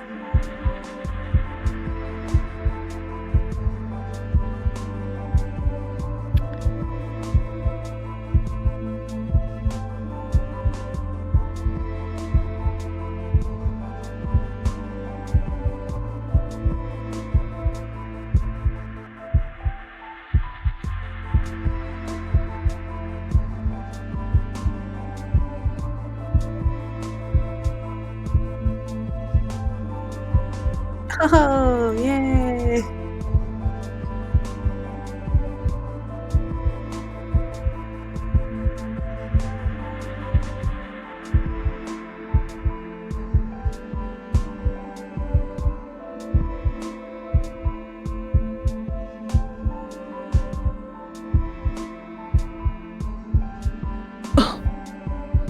Okay.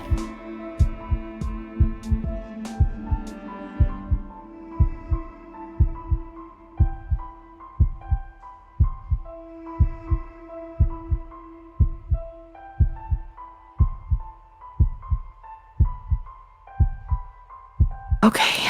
Sorry, I was muted on stream, but I wasn't muted to the players. So forgive me. Resolve and awareness. Oh, you're being so nice to me today. So, just for chat, so you know that what I said is, Viola takes an aggravated willpower. Jericho takes a superficial willpower damage, still holding and maintaining the supernatural creature. And Mads is rolling a awareness and resolve.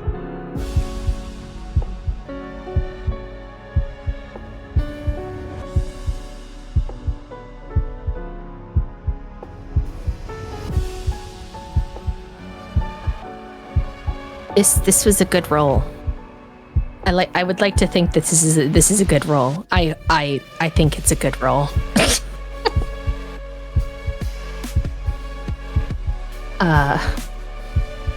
Is that right? 1, 2, 3, 4, 5, 6, 7, 8, 9. 9 successes.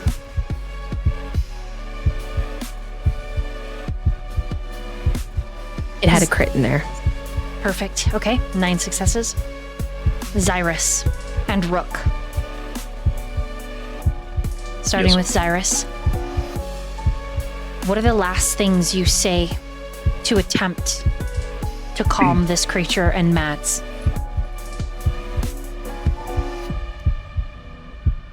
What are encouraging words you would say?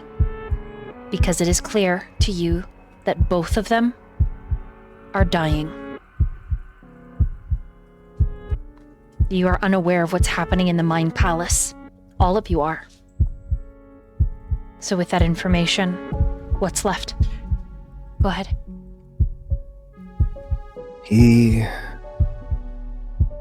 Will do just as he always done with his daughters.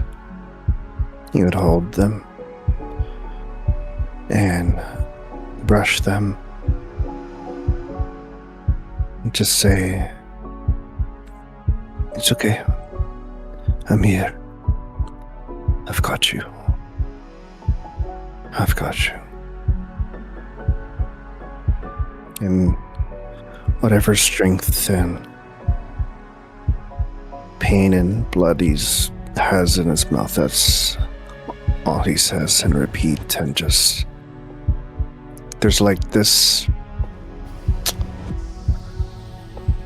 confidence to his voice, unwavering even through it all. It's almost like he's not fully aware of everything that's going on. He's just locked in on this moment in his attempt.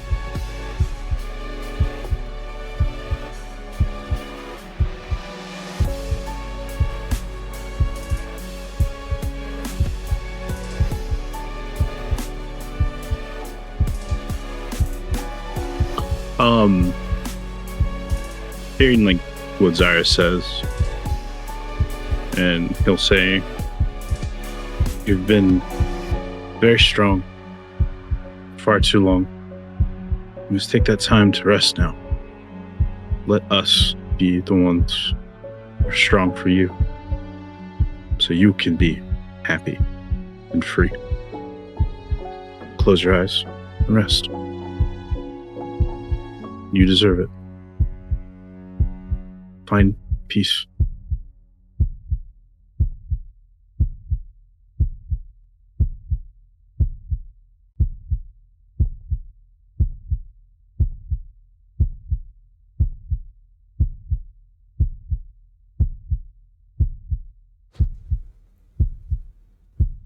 there is a howl of anguish. And a lightning strike that strikes in the center of all four of you. Viola, Rook, Xirus, Matt, and Jericho, you watch in shocked horror as your friends are blown in separate directions.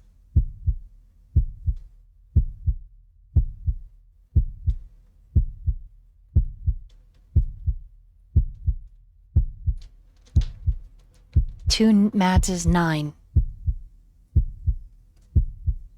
The creature rolled a 14. And this is where we're going to take our bathroom break.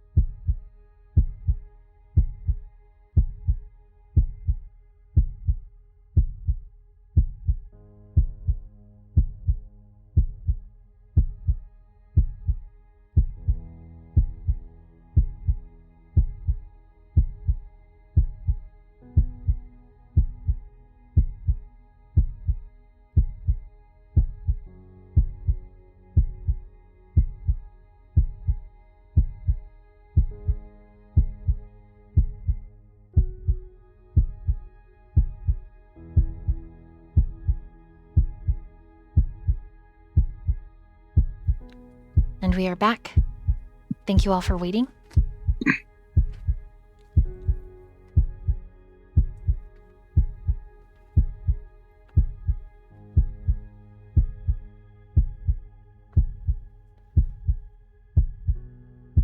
With the creature free, it moves as if it is slow motion, but it is ultra fast. A streak of manifested shadow and violence. A crafted reverence to pain and loss and fear. The sound of flesh tearing is all any of you can hear. The smell of fresh blood hits your nostrils and fills the cavity of your senses like an acrid burn. And even though you are kindred, the tears that spring to your eyes are no more and no less human. Xirus.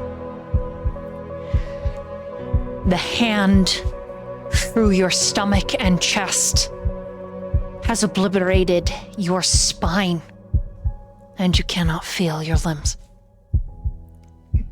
The deep sucking motion and sound that your throat is making has nothing to do with the fact that you need to breathe. But the pain is unimaginable.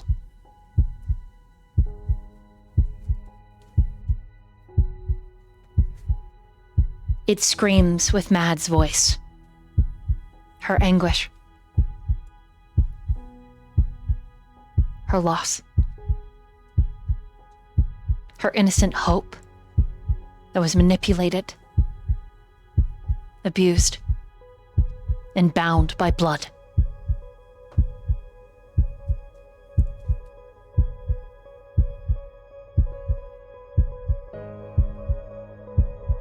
And then something shifts.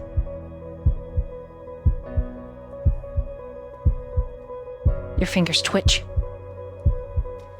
And all of that consumption, the blood of the lamb that you consumed, given to you by one of the most ancient Tremere that you know of in existence, it all surges forward. And as it does, and your bones begin to re-knit and your skin reconstitute, you pull the creature forward and into you. And as you do, it begins to cry. But the cry changes from a howl of wickedness, of reverent loss.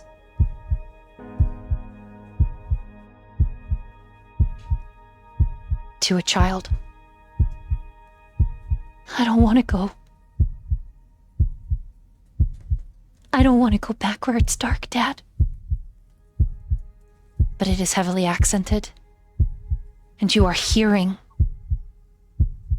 Mads O'Shea's voice as a tiny human before any of this world of darkness seeped in. Before any of it, like a plume of shadow, infested the walls of her mind, gifted her the blood of Malkov. The sight, the beast. I don't want to go.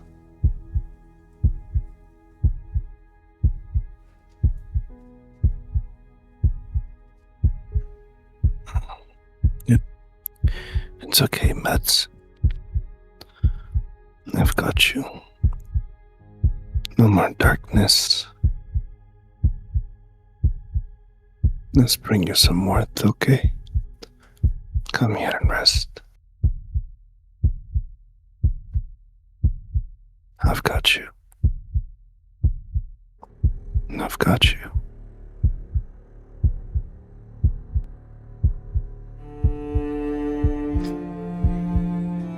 Mads, you come to your senses. No longer is it the beast with its hand through Xirus' chest, but it is your own, and he is holding you, and the two of you fall to your knees. And you, if you remove your hand, if you pull it back, if he does not reconstitute, there is nothing. there is nothing. Because even you understand the flaws of this kindred before you, and there are some that when they are staked in the chest, when their heart is damaged, they are done. As if they stood before the burning sun itself. If you remove your hand, it is over for him.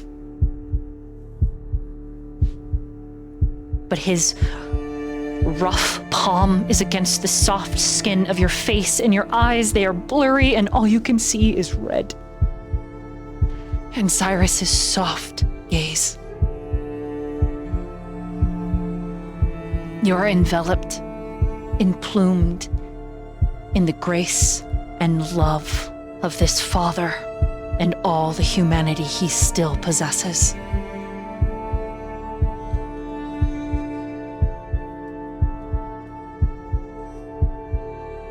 I need to know what everybody does. You have one shot. You cannot use any willpowers to re-roll anything. This is an all or nothing. Mads O'Shea, we will start with you. What do you do?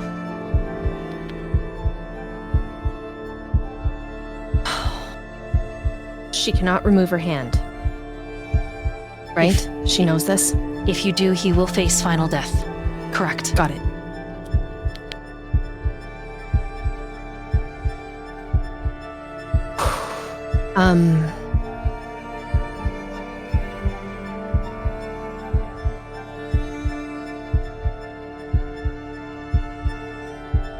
I'm gonna message you something. I'm going to see if it's possible, if you don't mind. Fair enough.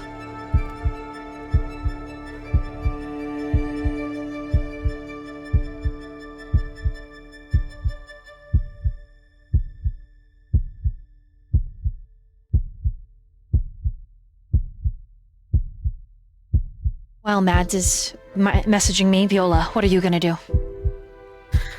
I am going to rip off the hand that is barely put together and pour every single ounce of my blood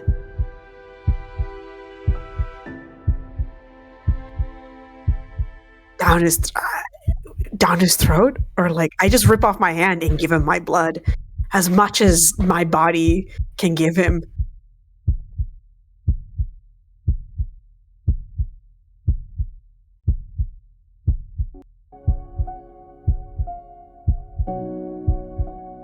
Jericho, what are you gonna do?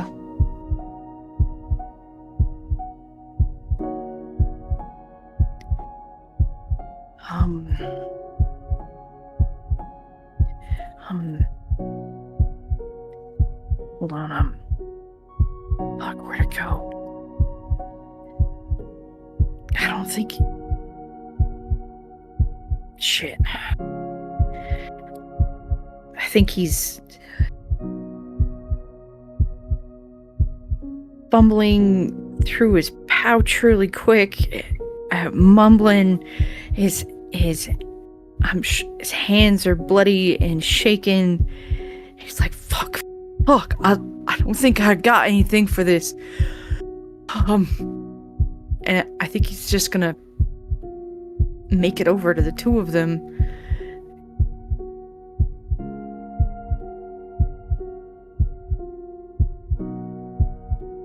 And I think he's just gonna fall on his knees and just... He's just gonna hold and be like, I don't got nothing. You can't leave us. Not like this, Xirus. He's there, but he doesn't feel like he has any. He doesn't. It's not a matter of feel. He doesn't have anything that he can do to help in this situation, and he hates it.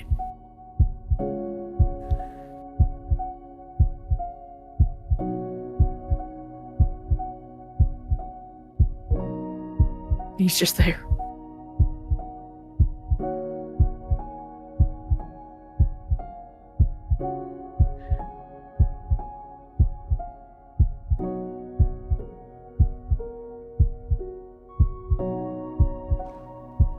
Rook, what are you doing?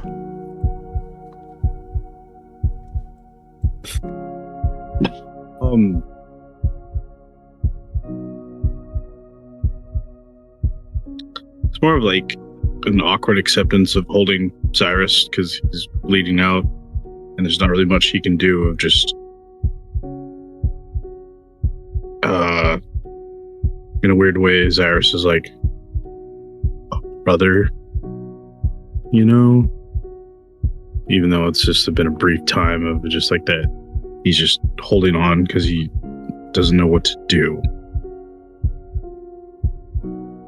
He's just kind of like froze up a little bit, you know?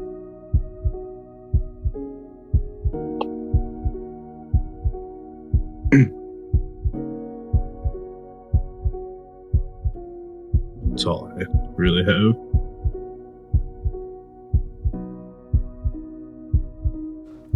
Go ahead, Viola. You can say what you wanted to say. What are you all doing? You can't just... He's family, he's Dr. Fucker, you can't just stand there. Give him blood, we're kindred for God's sake.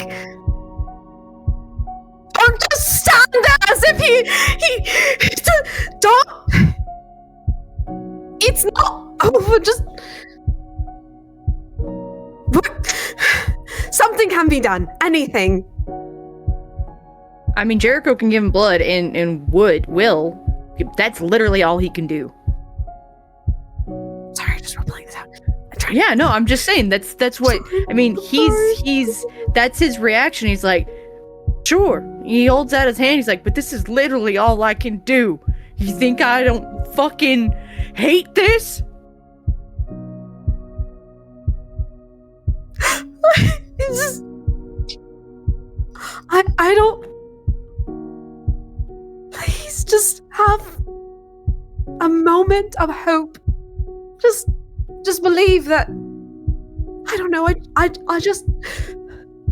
If we can at least do something, anything, just give him something. Just his body reconstituted. He was doing that thing where his body was just mending itself together. He just needs more blood. That's what he needs. He always pulls through. We can't lose him. We can't. Please. Rook. Mass. Please. Anything. Rook just kind of looks over at you. He's like, I don't have much to give. I want to save him as much as you, but there's only so much we can do. I don't have any fancy tricks. I can't punch away this. So, gotta calm down. Gotta breathe.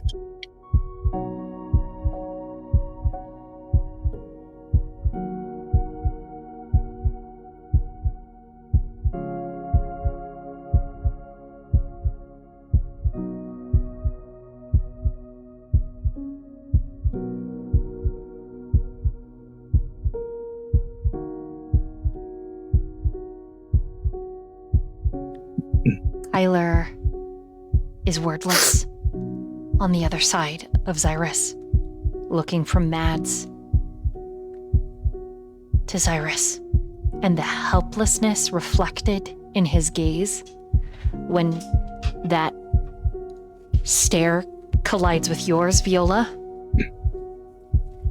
It is crushing. It's crushing. Even Kyler rips open his wrist, and he is bleeding over the wound of Mads' hand through Xirus' chest. And it is gruesome. But Kyler,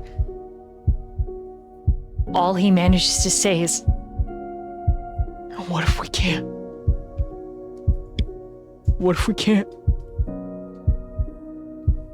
And Kyler is Xirus's childer. And the weight of what is happening, of losing his mentor,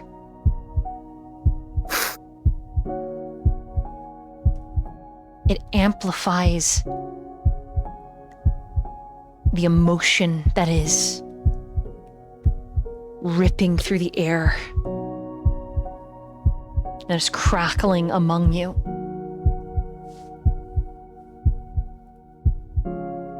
Without Xirus, there is no one to bid for the barony against Elizabeth. She will have her princedom.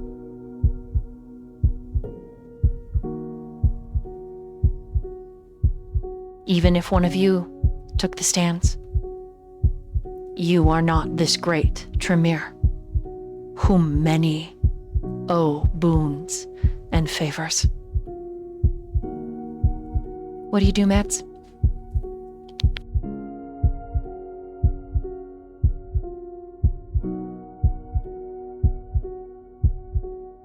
I think this is where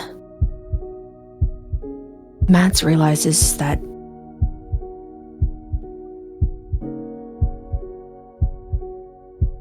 I think Kyler's words are like a blade when he says, "What if we can't?" Because for a heartbeat, everything feels hollow, blood everywhere, hands pressed to Xirus's wound that should not be survivable, and the air is thick with that stench of loss. Everyone giving everything they think they have and still watching it not be enough, and that loss of hope.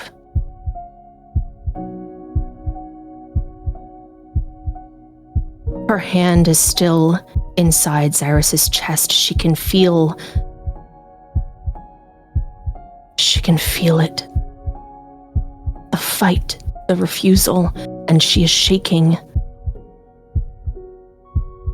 Not from fear, but from the sheer violence of loving someone this much.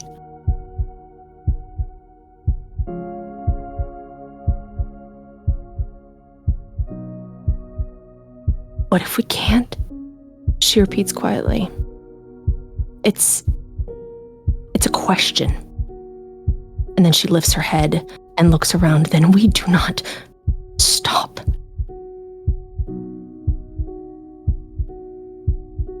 I know what he is to you. I know what he is to me. Who he is to all of us. You think hope lives in him because he carried it so well. But hope lives in what he taught us to do. He didn't build you to replace him, Kyler. He built you so the world wouldn't end when he couldn't stand anymore. And you. She looks at Jericho. You think you don't have much to give? This isn't about power. This isn't about blood. It isn't about any of that. You're all here, and that means something.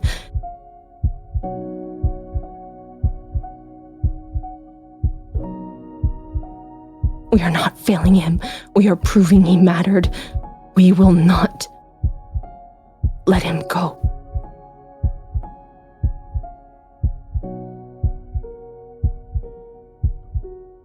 You think hope is a thing you either have or you don't. It isn't. It is a choice. A choice. And I choose it. I choose it now. I chose it when I should have died. I chose it when I was a monster. I chose it when the world told me it would be easier to disappear, and Xirus has chosen it. When he chose to save me. And I'm gonna choose it again.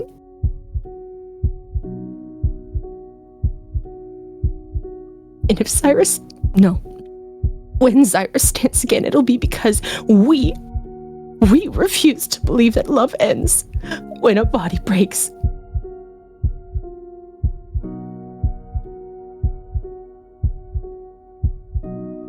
None of us are alone. Not now, not ever. Not even if he can't answer us back. But we are here. Hope doesn't die when its bearer falls, it multiplies. By those he has swayed, by those he has taught, by those he has loved.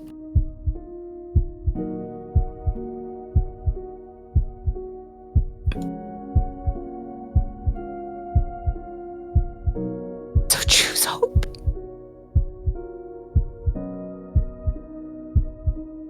Choose to love him and to hope because he loved us.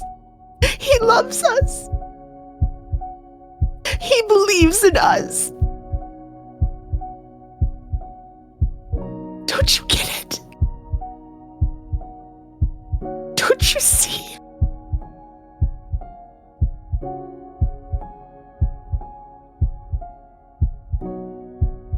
And she's going to use Valorant to try to heal him as much as she can with her hand still inside of him.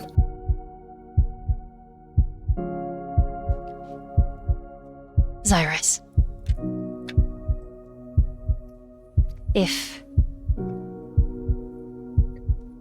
this was the shadow of the Valley of Death, and you are staring at the long walk into oblivion, if this moment was the final moment of your waking conscience, this was the last vestige of your humanity, your hope, your comfort, your fatherly existence in this coterie, if this was it, if this was the finite moment, if this was the accumulation of every second, of every moment, of every night that was ever roused by the Vitae, what would you say to these childers?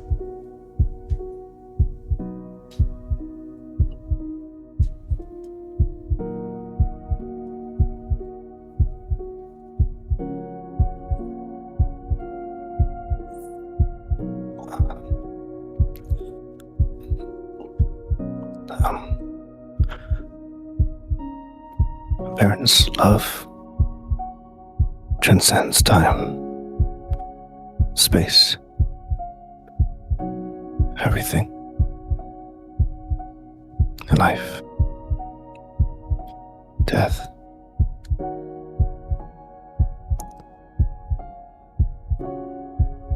And I'll love you. All of you.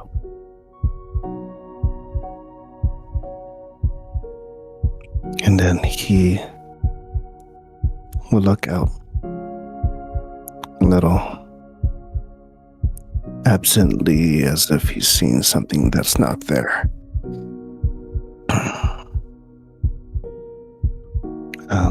Beyond everyone. And give a smile and say to his late wife, I did pretty good, yes. You are beautiful, beautiful girls. Strong. I did good.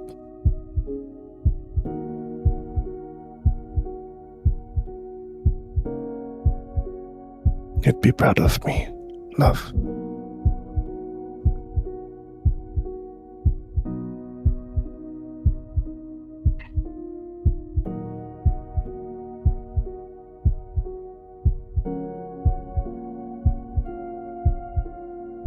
I need everyone to take 2 points of hunger. At least those of you that are bleeding and trying to aid Xirus. Mads, Shit! if there is a roll Fuck. for Valerian, Yes, I there need is. you to make it. Is there Okay. anyone that is at 4 hunger or above? If so, you will immediately frenzy. And you can choose to ride the wave, or you can roll a composure and resolve, and I will describe what happens next. How much hunger did you say? Oh my god, I'm gonna cry, guys! This is it! I'm so sorry. I tried. Oh my god. Fuck. Stream Was it loot 2 card or from 3? Yankee. Lowered Oh my Viola's hunger by 1. If you have All right, hunger I'm at- 4 or 5. I still have to roll. I still have to roll for 4. 5 is worse Yeah. than 4. But if you are at 4, you must roll me a composure and resolve. Okay. Shit. Yeah, I'm at 4, guys. I would have been at 5. That would have been terrible. So,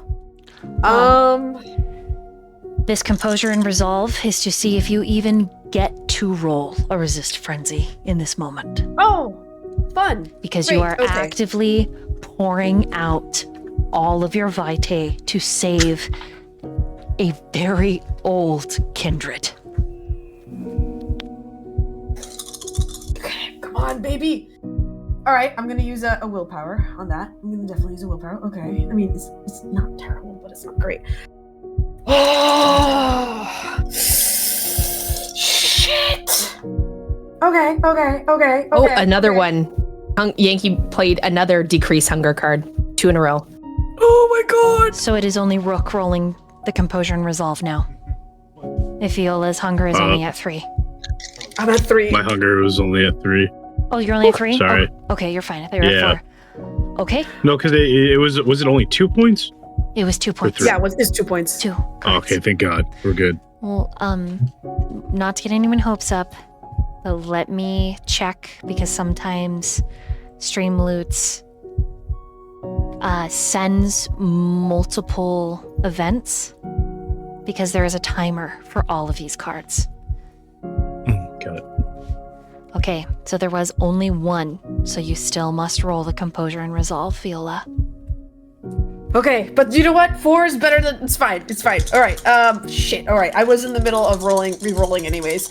Come on, And then baby. Mads, go ahead and type out what you Okay. got. Okay. All right. I'm gonna use another willpower.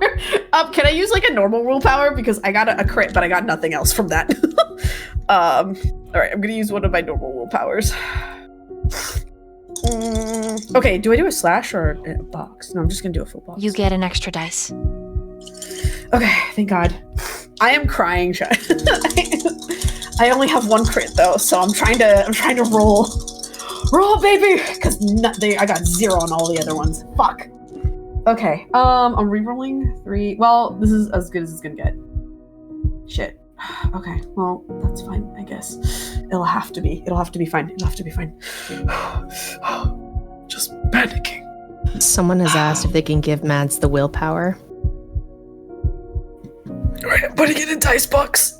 Yeah, we've got 2 right now that can be given to anyone. They're just being reserved for who needs them most.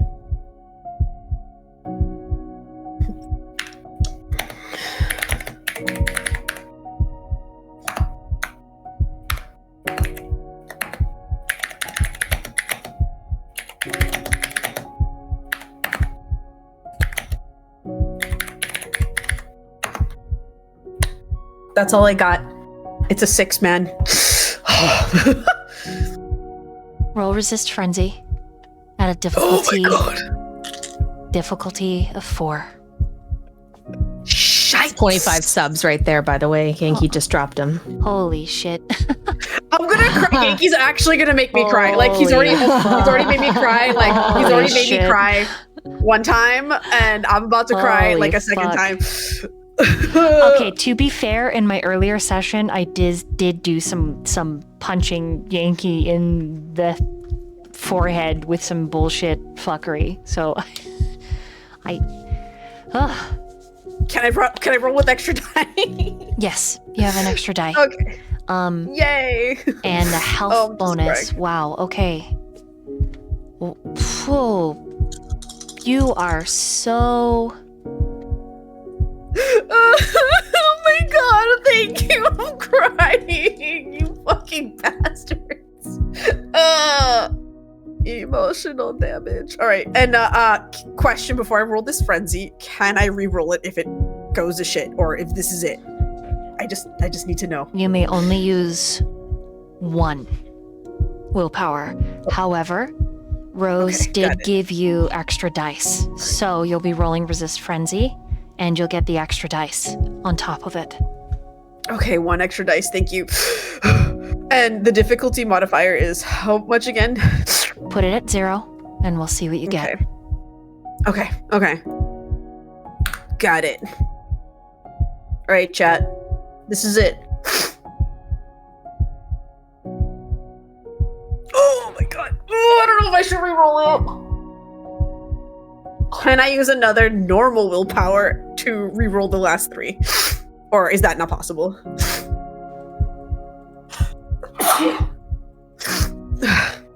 You can only use 1 willpower to reroll it. Okay.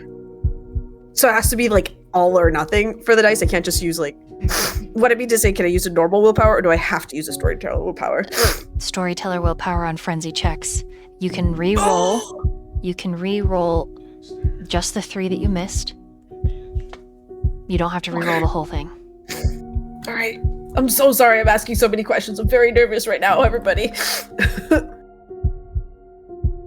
right, I'm gonna -2. All right, I'm down to.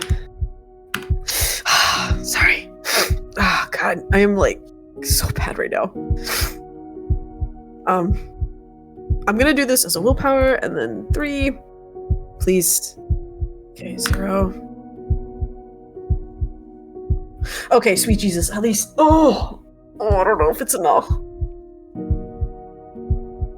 That's all I got, chat. That's a 5.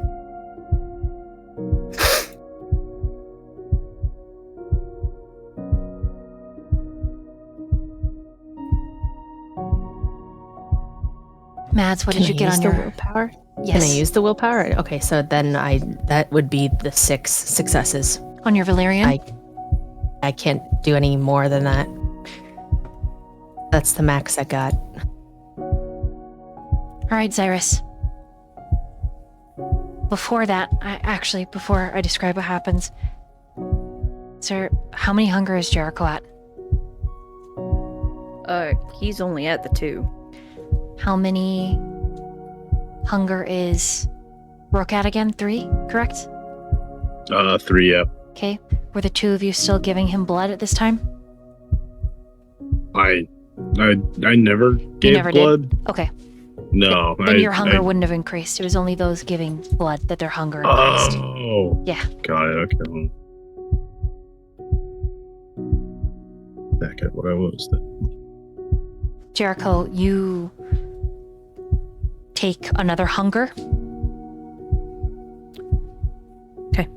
Because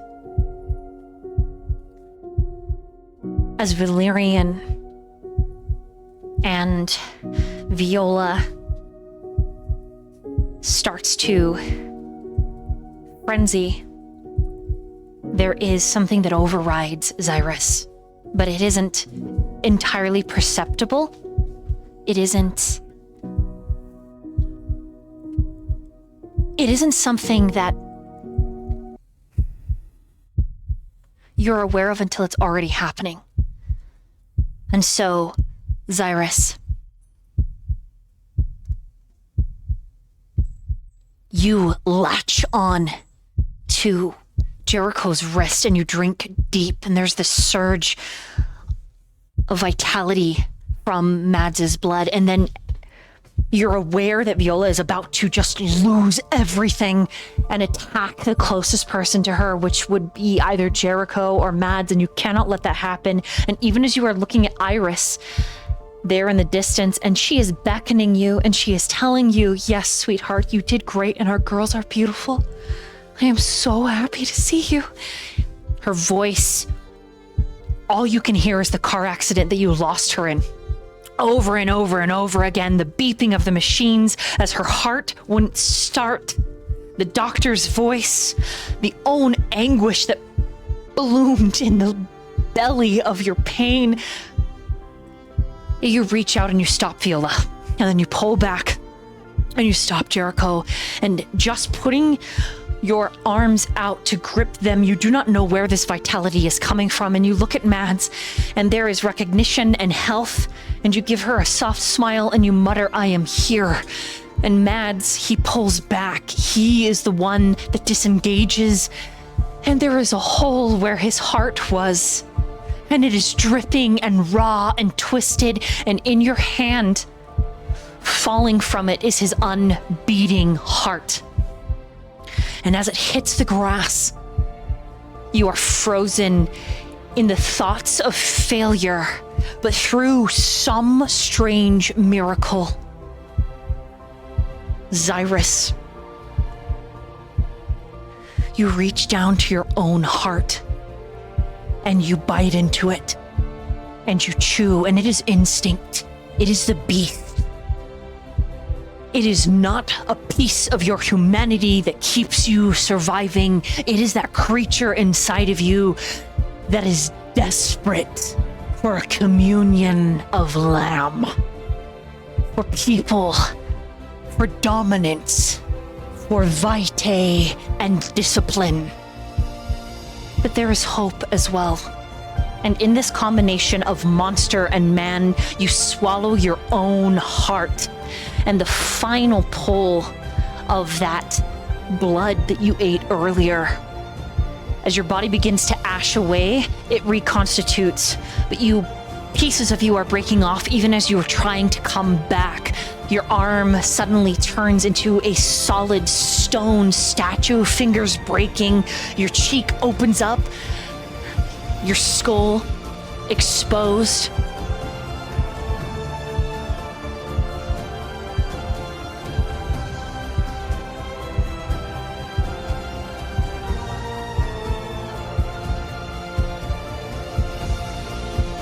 The last thing that makes any coherent sense to you is all of these childers screaming at you not to go,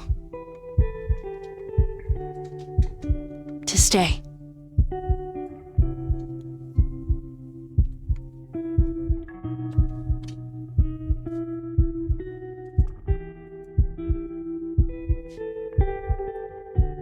To wait. The last thing that the PS to the last thing that you see is your wife standing over these children. Though they are all adults, they are childs in the eye of the beast. And she is smiling at you, and she says, "Tomorrow, love. Not today. They still need you. And I will be waiting. From the moment I saw you, unto eternum, I knew that you would be the one that my heart would stand still for. I have loved you."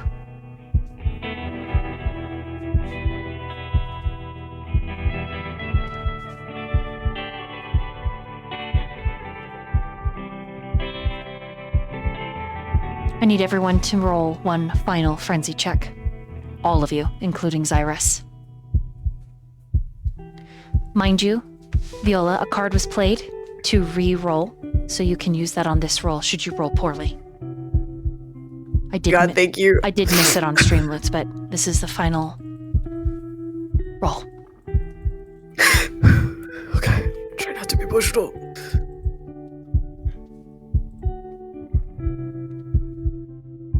Get a +1 to all our dice. Mm-hmm. Okay, thank you. Shit. Okay. What is the difficulty?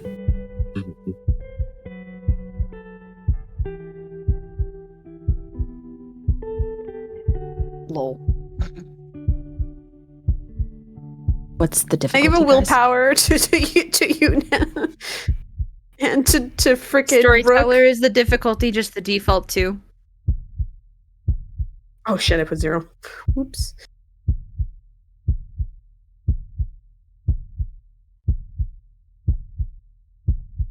I'm gonna go ahead and use the willpower we got from those subs.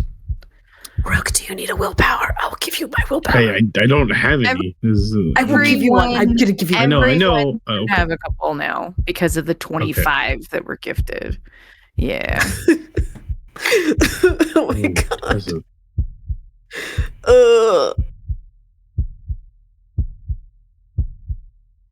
Oh, thank God.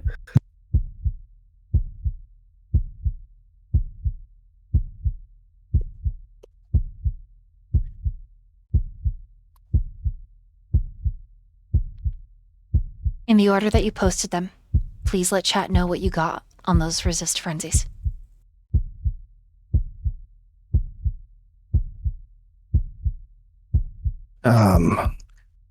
Xirus got a 6 successes.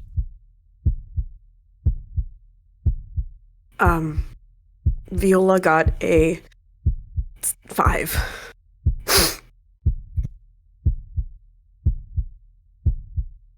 3. 3. I also got 3.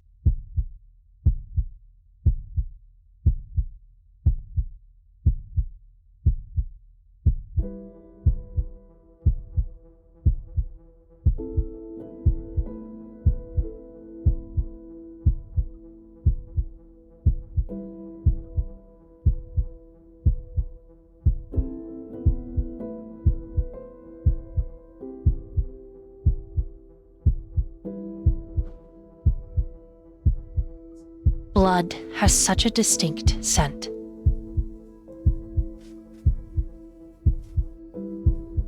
The blood from the neck can be considered a delicacy, even more so than the wrist. But the life's blood from an organ, a brain, a lung, a heart, it smells ever sweeter than even a clipped carotid dumping onto the floor. And it is surrounded in this sweet scent that each of you kindred open your eyes to the smell of ozone, sweet blood. You feel on your cheek an itchy, cold sensation. Strands of grass are folded in on themselves on your cheek. Your teeth ache. Your fingers burn. Your nails feel as if you've dug at frozen earth. And the permafrost of said frozen earth didn't budge an inch. Instead, your fingernails popped. And with a groan, you press against the twisted grass and push yourself up. And standing, looking out over the water, a serious expression. Dr. Xirus Fletcher. You now bear a permanent stain. Your humanity can never reach its zenith. The sin of ingesting the blood of the lamb and then using it to reconstitute yourself through your own diablerization should be punishable by your unmade existence. That is to say, your sin in the eyes of all that has made this world is significant. And when finally true death meets you, Xirus, you do not think you will see your wife unless she tarries and descends from her eternal resting place to the very pits and bowels of hell. If hell is where a monster, a kindred, certainly goes when it dies. Your chest is malformed and scarred, and the scar reaches all the way up your throat underneath your chin. It is gnarly, twisted, the skin puckered. It looks almost like a tattoo, because where the scar should be pink and freshly made, it is black, like a burn on the edge of an ashed paper tossed aside into the blaze. You are permanently marked. But you are here. You are here through some godly or ungodly means. Thank you, chat. This was because of you that Xirus is still here.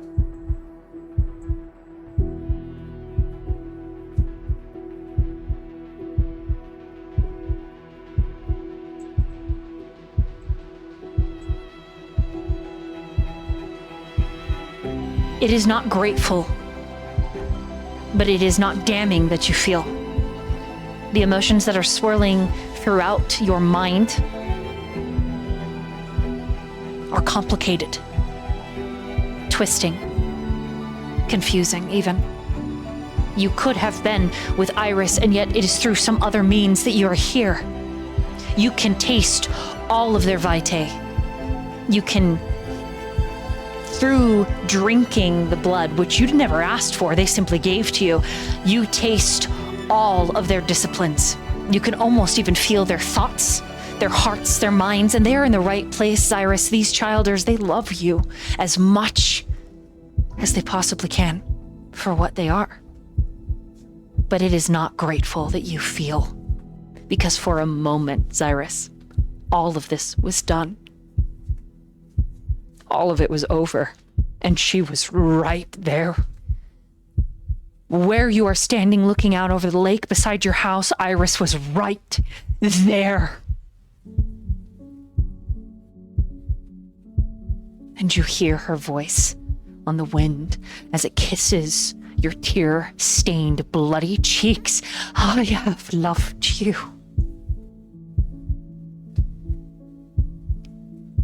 From my first day to my last and beyond, I will stand with you. I am Mrs. Fletcher. And nothing will take that from me. And you remember when you asked her to marry you, how she giggled. She jumped up. Are you asking me to be your wife? You're asking me to be your wife?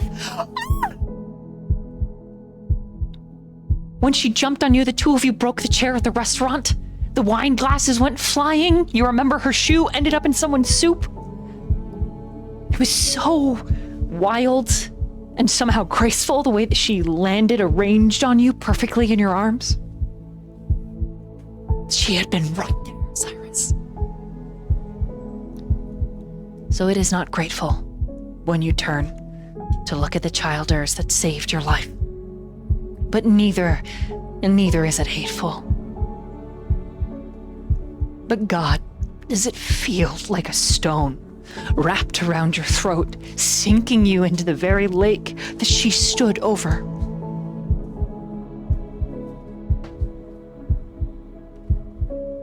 Viola is still bleeding. So is Jericho, and so is Max.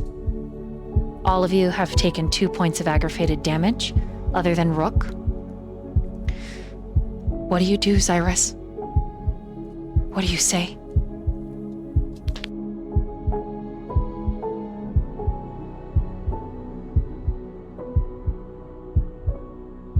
I think for a moment he is taking it all in, looking at each of their eyes,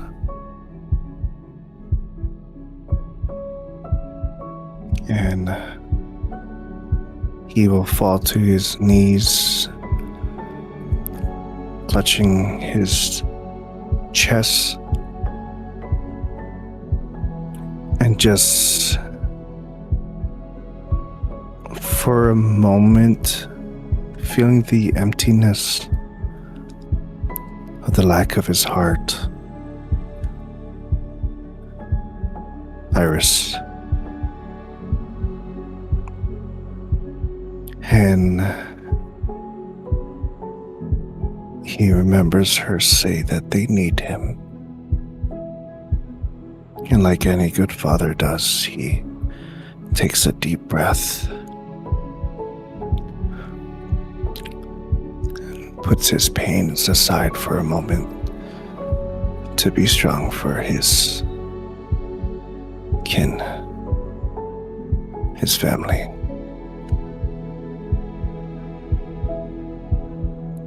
And he looks over to Meds and just says, I've got you. We're okay. Come.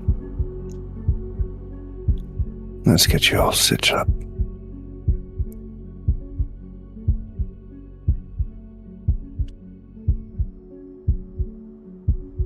And this. And he'll start helping everyone up. Stand up. Okay. You help them all up. And as you do, this is the world of darkness. Hope is the edge of a knife.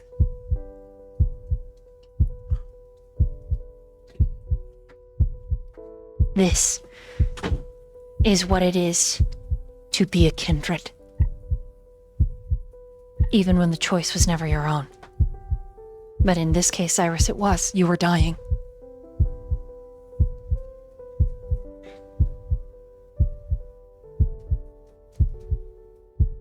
With all of that being said, each childer you help to your feet, something in you feels healed in the way that scars are healed.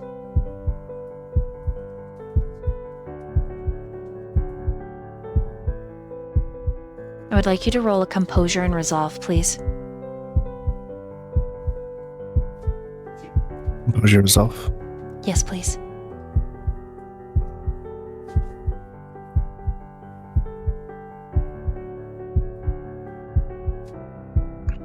That is a 4. Every single I've got you that you hand out, that wicked, nasty scar on your chest doesn't ache as bad. And you come to the understanding when you pull the very last of them, which is Kyler, to his feet. And he just embraces you. I was so scared. I don't want to lose you. I wasn't ready. I wasn't ready to lose you. As you Okay. as you comfort I him, got you. as you whisper to him. This simple human connection. With your composure and resolve, you're able to quiet your mind, and you come to an understanding, a realization. But for me to fully detail this realization, I need you to roll an intelligence and occult, please.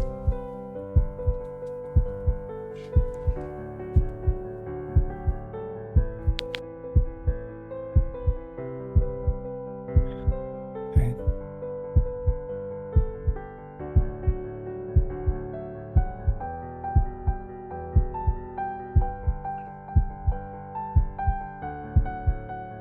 That is 3 successes.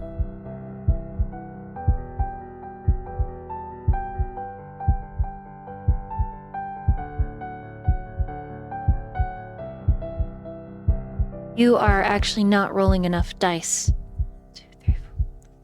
1, 2, 3, 4, 5. 8. You should be rolling more dice than that. Hold on. Okay. Try now.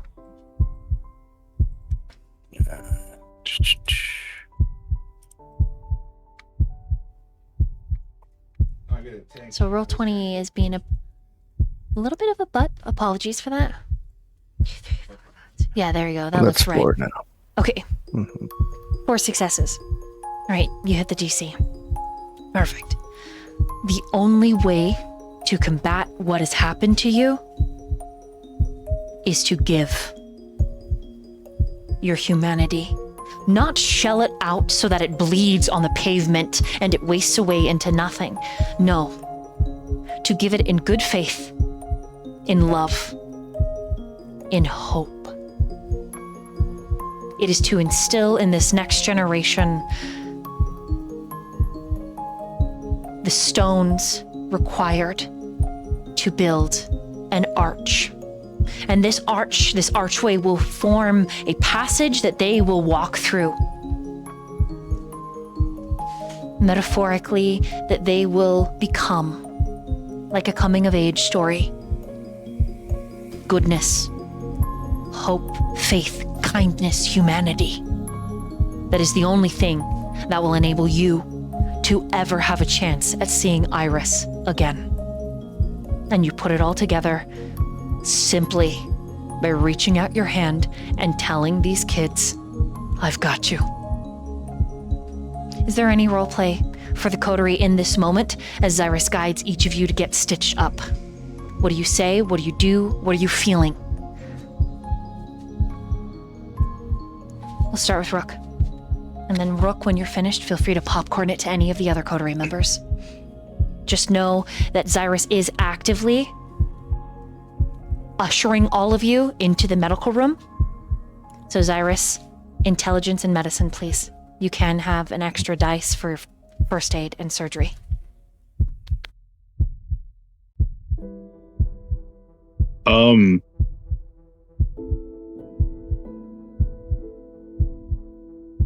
What's the word? He doesn't really say much. Other than he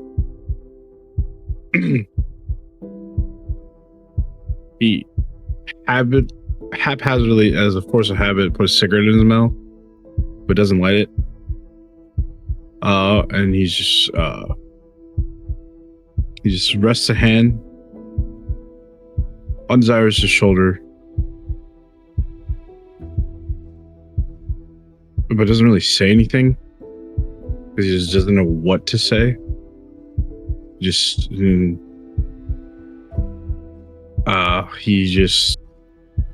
will just exhale and just like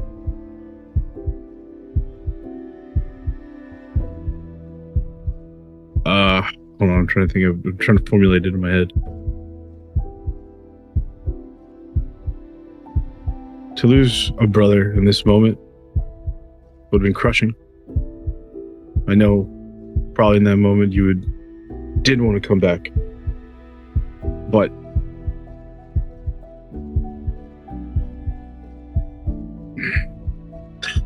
he just stammers and tries to talk more and is just like, I'm not good at this. But Yeah. you are my brother.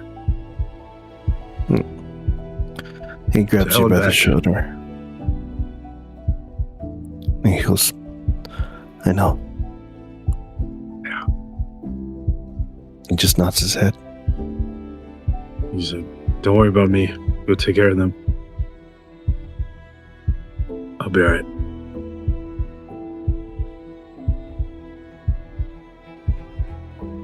I'll walk it off, you know?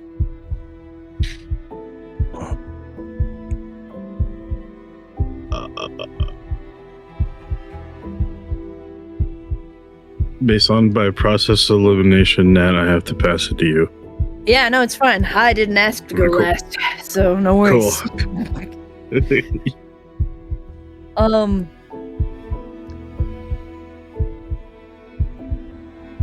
Jericho is feeling a sense of relief.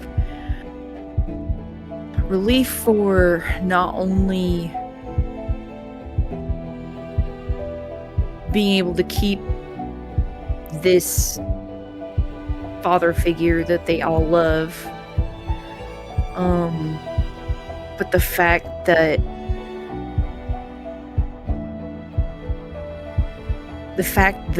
Xirus's daughters aren't going to have to go without him, because that is honestly the thing that was the most devastating and crushing to Jericho in that moment when he thought they might lose Xirus is, what about his girls? And he thought about that because, you know, he was with Blythe all those years when she was alone without her daddy. And he knows how lonely that can get.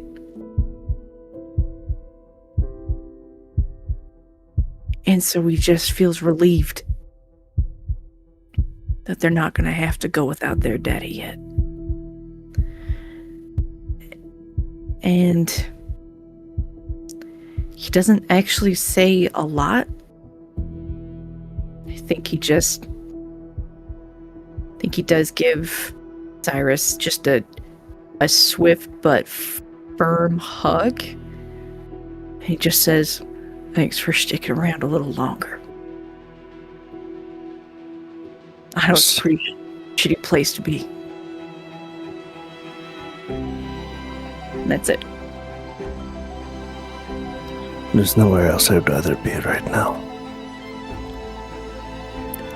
Actually would like to roll an insight on that. Like, can think of one place he might maybe tiny bit rather be, but would that be a wits and insight, storyteller? Correct. It's not or very- it's not intelligence very and high. insight. Oh, okay. If it's intelligence, Either way. I get one more die if it's intelligence. Whoa! I got a crit for 5. I got a 5 on on my insight. Xirus, is there nowhere else you'd rather be? Does a 5 make it? I think you get the feel that there is, obvious, like, I wouldn't say regrets. There's just 'cause a feel. it's an ache, right? Mhm. But he knows in confidence this is where he needs to be. Right, And so this is where he chooses to be. right. So in a sense, it's true, but there's an ache behind it. Mhm. And I think, when Xirus said that, I think Jericho would just give him a "I see you" look. And then just, well, thanks.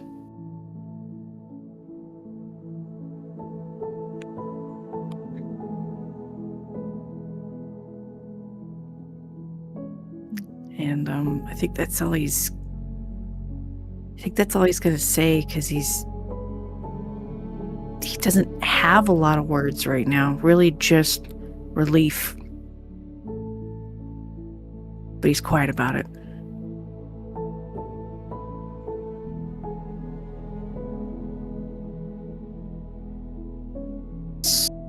So I guess that means it has to be your turn, Sly. Yes, I'm just trying to clarify some things about what happened. Okay. If you As need more that's- time, I'll go. It's like it's just I'm trying to clarify exactly what happened between Xirus and her. That's why I needed a little bit more time, guys. Sorry. All right. No, it's fine.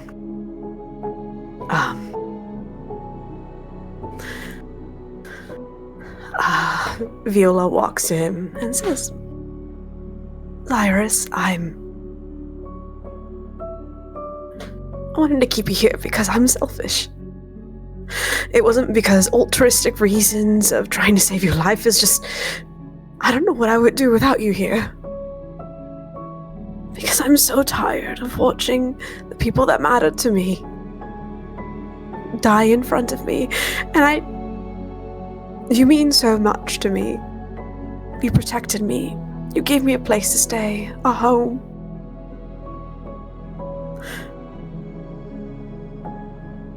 I wasn't ready to let you go. I couldn't.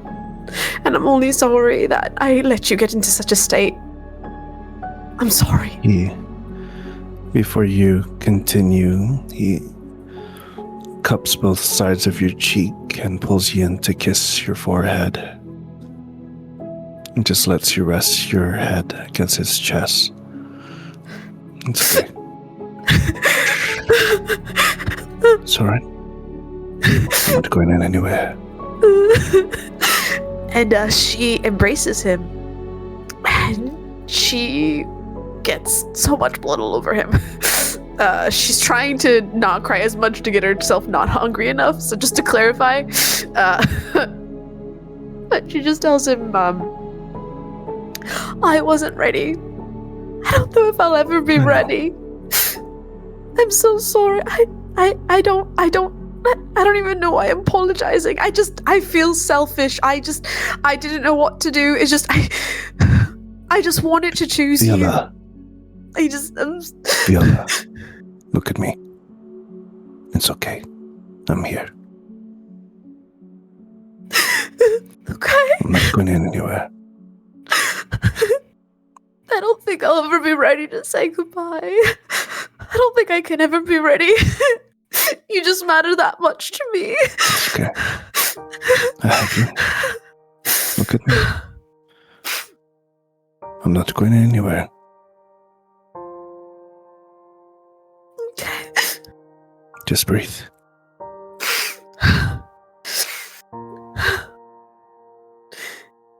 Also, You can open your wounds again. Okay. Also, I literally gave you a hand. Yes. She's trying to be funny, and it's a really bad joke. He just starts wiping your cheek. It's very gentle at this point. It's not the doctor that is caring now. It's the father.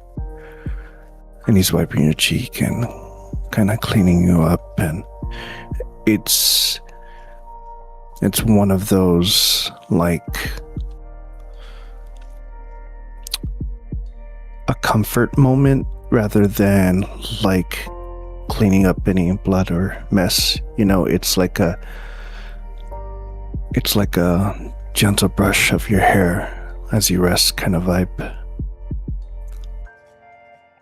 Yeah, she's definitely like hugging you as if like a daughter witnessing father. Pretty much had a near-death experience. So, yeah. And I guess she'll hold that hug until Sly is ready. Or Mads is ready. I mean, you can still hug him. That's fine. Well, she'll definitely want to be like, okay, I'm feeling like compose herself and be like, oh god, I should probably get this tended to stop the bleeding. And just kind of nods her head. And we'll just sit in the grass. She's We're in the medical room, I think. We're in the medical room, yeah. Just sit on like whatever, like lie down on the table near you guys because she is so tired and hungry.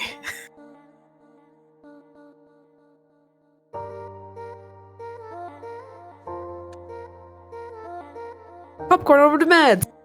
Yes. The medical room, the smell of antiseptic, a coppery tinge of blood. It is too clean for what happened, too bright. And Mads is lingering at the threshold, standing in the doorframe.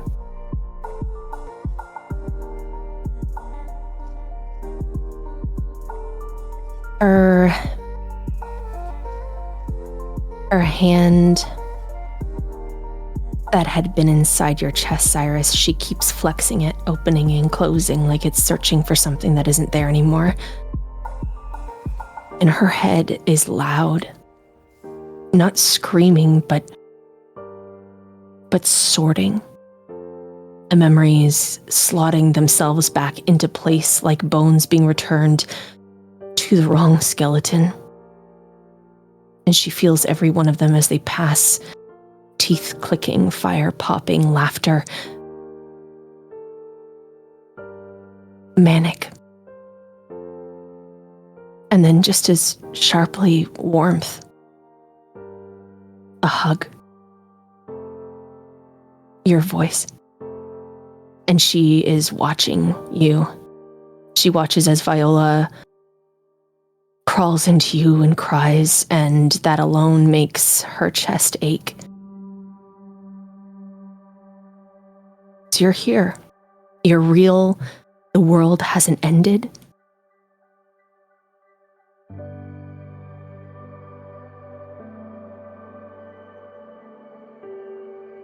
She steps forward.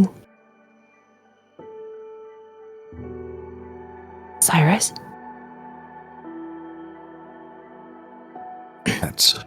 Come here. She takes another step forward and stops, like she's afraid the floor might give out if she trusts it too much. You're still here. She's... As you say that, he's taking your hand and guiding you to a spot where he can tend to you. I am. My head is really loud. I know. I think it's putting things back. There were a lot of empty rooms. And they're not empty anymore. I know. It's like they all came back all at once. Like someone spilled a box of teeth across the floor and told me to sort them by who they belong to, which I think I've done that before. I don't like them. I don't like any of them. No, I not all of them. But I know that they're mine.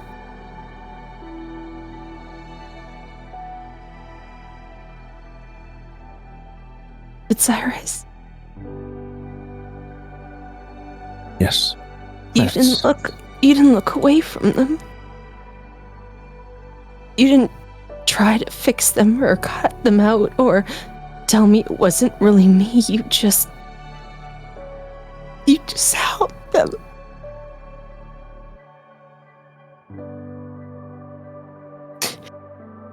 No one's ever done that before. Not even Vice. My sire, he tried to own me. And Vice tried to save me. But you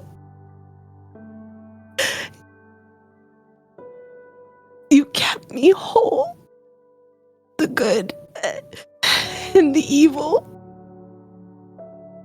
And I don't know how to carry that.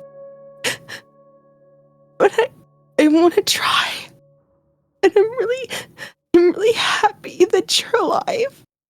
And I'm really sad.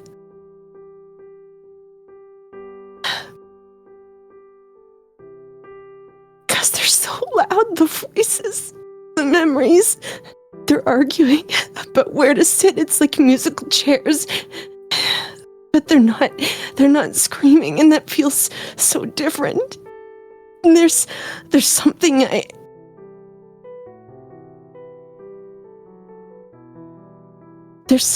I need to tell you. But maybe not when we're all trying to be held together with medical tape and stubbornness, and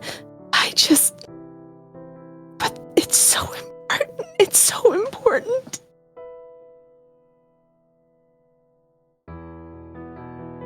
As you speak, he's been slowly, gently bandaging you up. He's taking his time with it to make sure he looks at you so you know he's listening. He takes the time to listen and hears everything you have to say. And when you say that, he sitting on a chair that he rolled up in front of you, he holds your hands and he just says, well, of course, Mats, I'm here. I'll take every bit of who you are When you're ready, you're ready. But I will be here. When you are ready. When you're not ready,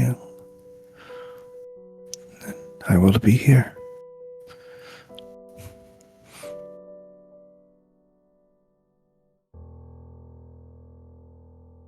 Thank you for choosing me. For not turning away when it was ugly. 'Cause I was so ugly. Just thank you for holding all the parts that I couldn't hold before.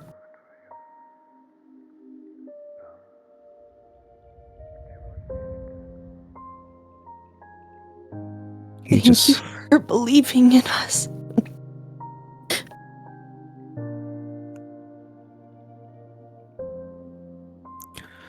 He just squeezes your hand.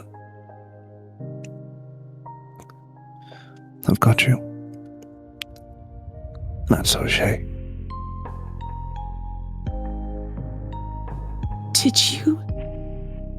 Did you see any of them? The memories?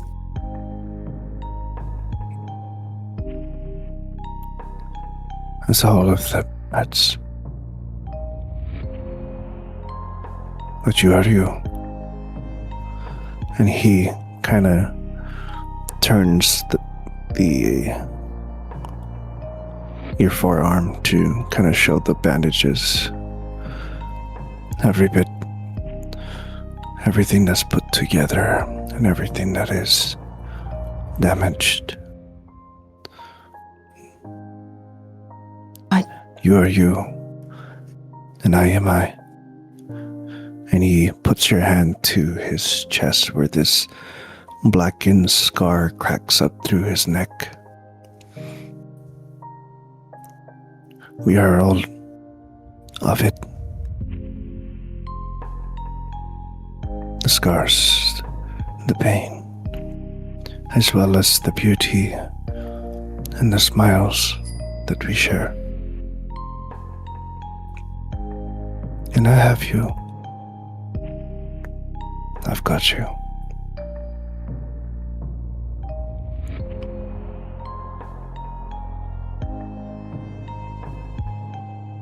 She lunges forward and pulls you into a really, really tight hug.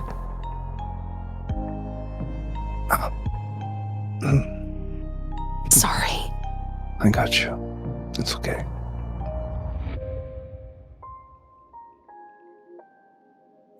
In case you didn't know, that you're not alone either. All of us love you and want you here. I know. Ever since you all stepped into my life, this place has never been quiet. I know you're all here with me.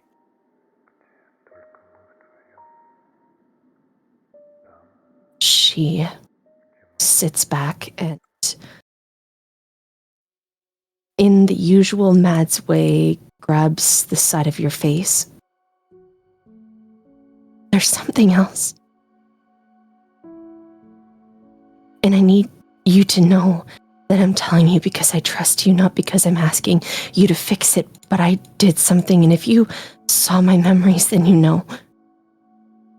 You know that I pulled someone out of oblivion.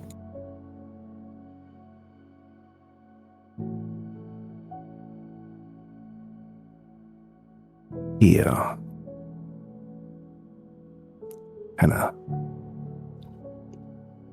He has this look as if he's trying to recall things, and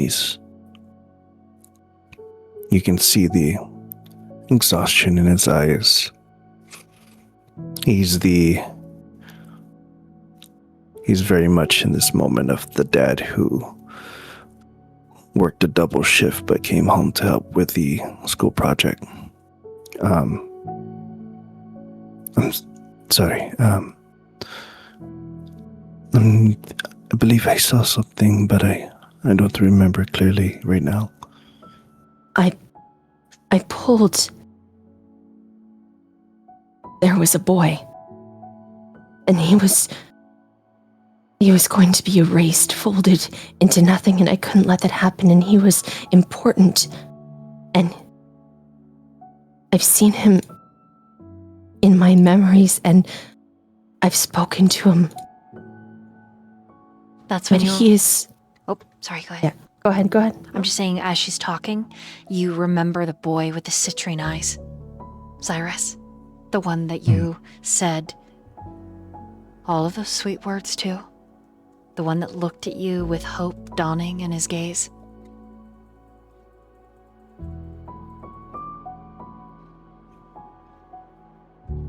Is Lazarus's son. And I didn't plan it. I didn't think it. I just reached and he came to me. And he called me the angel in red. And I don't know what that makes me, but I didn't put him back. And I don't know where he is.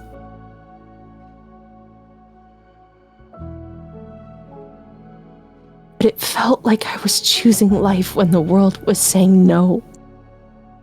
And after tonight, Xirus, after watching you choose me the same way, I just needed you to know that I would do it again. And I think you should know that I think he's still alive.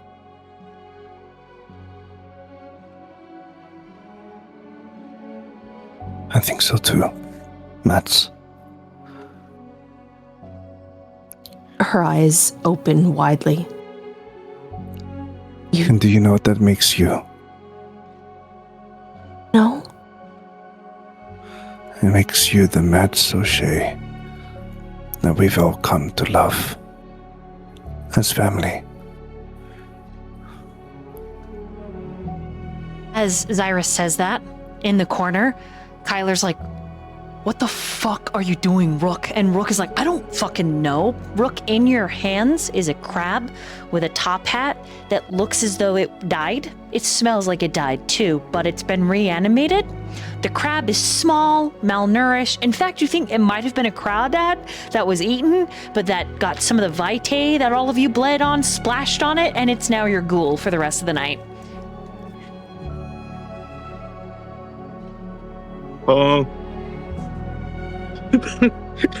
What the actual Looks like- fuck, dude? We're trying to have a moment, and what the fuck is that? Jericho, did you do this? Why would I do that? Well, I don't know, because you got cool alchemical power. I mean, for a second, I thought I was watching an episode of that Things Stranger TV. And then Kyler notices that Mads and Xirus are looking at him, and he's like, What? Well, I'm not trying to break a...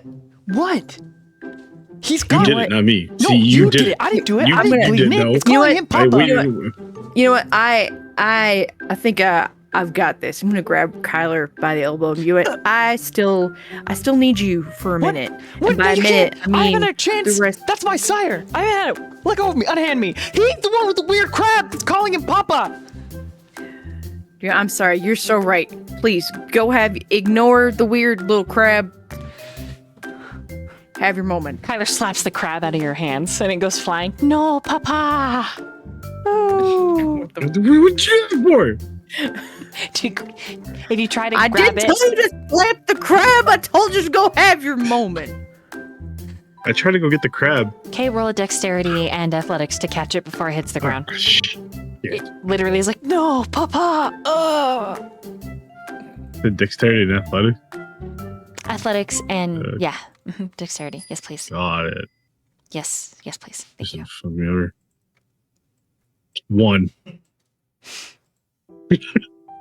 So the crab bounces off of your hand, lands on Jericho, and then looks at Jericho with these big, like, one swollen, nasty eye. It smells horrible, and it's like, Mama? Just shakes his head. Hands it back. There you go. Kyler Thanks. finally straightens after looking at this incident that he caused with the crab, and Rook, you've got a hold of the little ghoul that your blood has accidentally made. Well, everyone else's. You don't know why it picked you, but because you didn't bleed. I mean, you did bleed. You were attacked. But God, what the fuck? You don't know what this is. But it's yours now, and it loves you unconditionally. Thank you, Streamloots. Skylar clears his throat. Yeah, we're just family. Looking at Mads, the three of us, we're like the big dumb older brothers. I'm the oldest, and he puts his hands on his hips. And I wasn't crying. I didn't cry once. I want that to be known. That I'd not one. Not one. Yeah, you didn't cry once. It's Not okay. one reading. Yeah. You cried Hands in like his handkerchief to his face, like, you want it? You want it? Yeah. Yeah. I was so right scared there. I was Right gonna there. lose both of you. And he hugs Mads and Xirus, sobbing. And then Viola cut her hand off, and she was bleeding. I was gonna lose everybody. Xirus is looking at Mads and he just goes, see, it's never been quite any more since you all have come here in my life. That moment, single moment. He's just like patting him like, okay.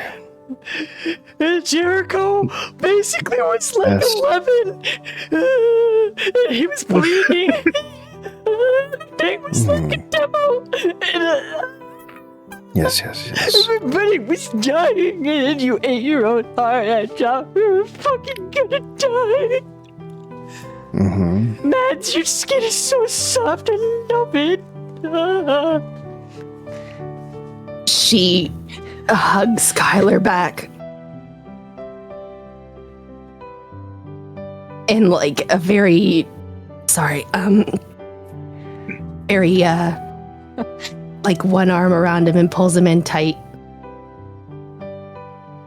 And then kisses his forehead.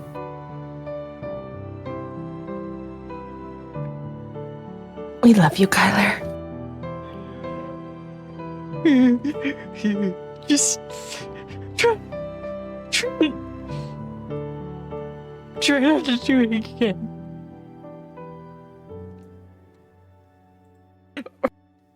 That is absolutely something in our control. But we'll do our best. That's all he says. He's clinging. And when anyone gets close to him, Viola or Jericho, he draws you into this hug. And in fact, while still snotty and slobbery, and it's all bloody because he's a kindred, he just grabs Viola, who's literally just barely had her hand re-sewn back on. And Rook and his stupid undead crab crawdad He thing. Rook put the crab on top of his head Okay. and just like left it there. He's just like, stay. Kyler pulls you into a hug. Kyler pulls Jericho, and then all of you are being held by this snotty, salivating Tremere, who is the biggest clown among all of you.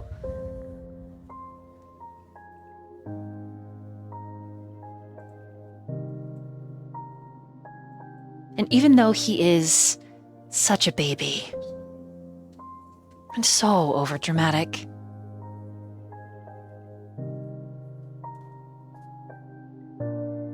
it's real.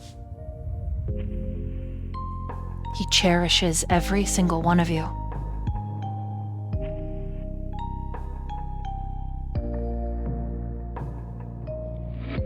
I'd like everybody to roll a d10, please. Or just a vampire dice and tell me if you succeed or fail. All right. Okay, I was like, a regular D10? I don't have those. Yeah, I was like so confused. I was like, oh god, different dice. Super succeed with the stars. Perfect. Ooh. So it's a 10. I have a success. Okay. Oh shit. Nope. I did not roll a success. I rolled Okay. a 1. Xirus. I rolled a 4. Okay, so you fail. All right, Mads. And that's a success. So the three of you that succeeded, you gain a point of humanity. Oh shit. And it is wild vibrancy. Like flora blooming in the middle of summer. It is laughter on the wind. It is children dancing around the maypole in lightness and air and innocence. It is such a beautiful feeling. It is elation. Paradise. In this simple act of familial unrestraint.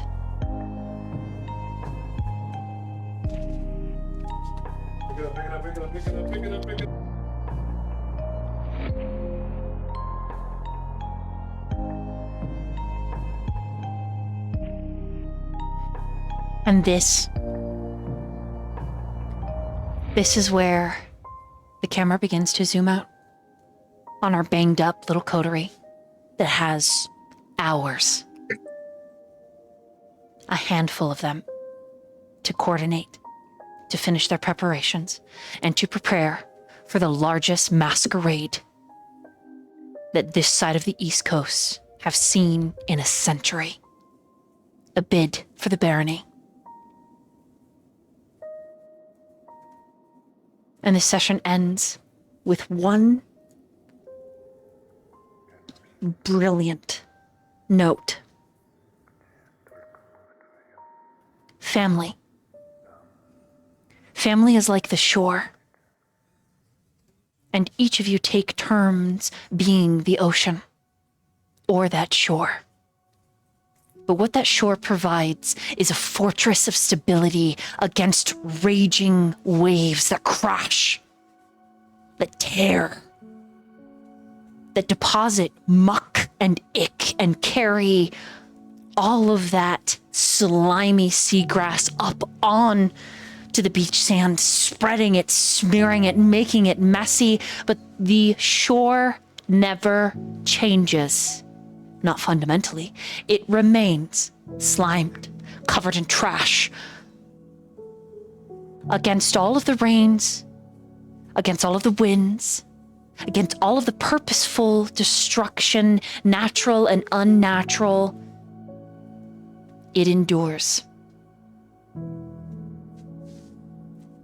It is a fortress. And in the moments that the seas are calm, in the moments that the tide is low, the shore is there. It is willing to wait for the low tide to have the energy to become high, to return, to make that connection. Family. True family is no different. It is your fortress. It is your patient seaside. It is the beachfront that will meet every hurricane, and it will love you anyways. My name is Void Doll. This is Salem by night, and that is where we are going to end the session.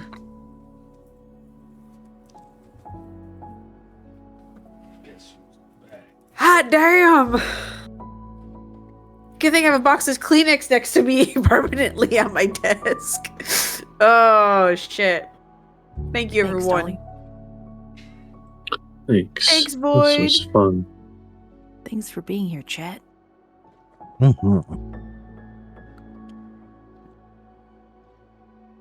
I can think of is this crab with a top hat is singing Ragtime Girl. Probably something ridiculous in a decrepit Yeah, it's like little old voice. Yeah. Hello, my baby. Hello, my honey. Hello, my ragtime girl. Yeah, like that. The one from Space Jam, yeah? Yeah. Yeah. Yeah. I legit could see it in my head. Lucky frog. Well, because I heard I didn't have chat up, so I didn't know what you guys were talking about. And then when you said this, I was like, "What the f?" Oh, that's why my genuine reaction was, "Huh?" For all of the subs that were gifted, we did reach a secret lore. We also reached a Feast or Frenzy, which because of the lateness, and we have 3 players that need to go to rest for work and whatnot tomorrow. I am thinking next session we begin with a secret lore. But with that being said, I would like you players to unanimously decide what secret lore you would like to hear. This can be world lore, player character lore, NPC lore, or in Vampire, SPC lore, storyteller player character lore.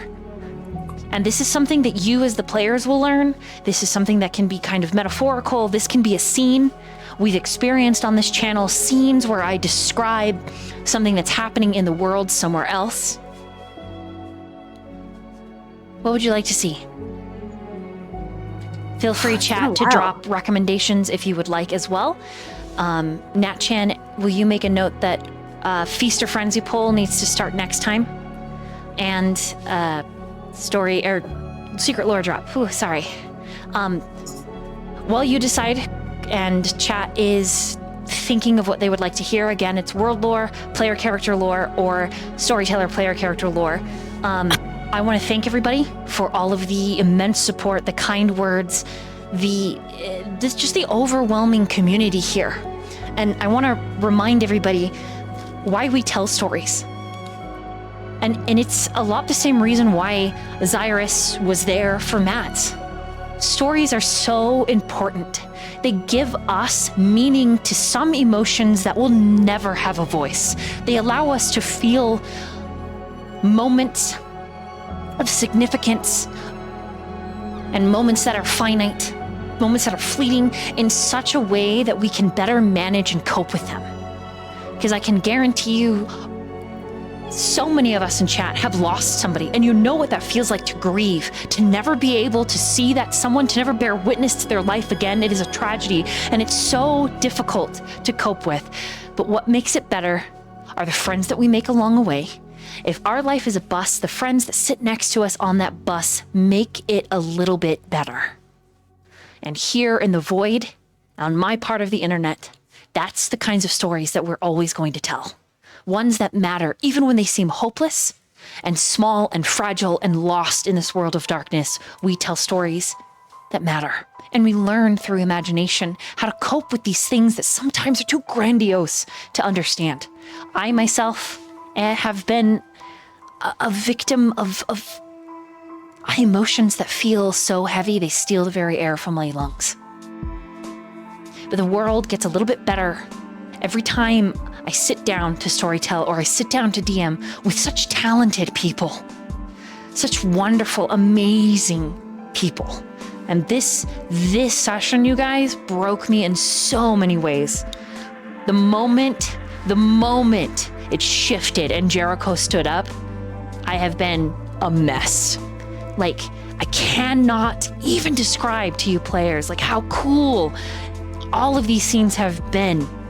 From the bullshit with Kyler and Rook, I love them, to the very raw emotions with Viola and Xirus and Mads. Just holy fucking shit balls and twat waffles, you guys, just killing it. And again, chat, thank you. I am honored and I am blessed that you would even be here to listen to my dumpster fire of an ass tell a story and compliment me in such a way. I do not deserve such kindness, but I am going to cherish it and be grateful because that's all I have. Just thanks, guys. That was really good. It was good shit. Okay, what kind of secret lore would you like to start with? World, NPC, player character. What are you thinking? I agree, Bambi. Absolute lies. It's all well deserved.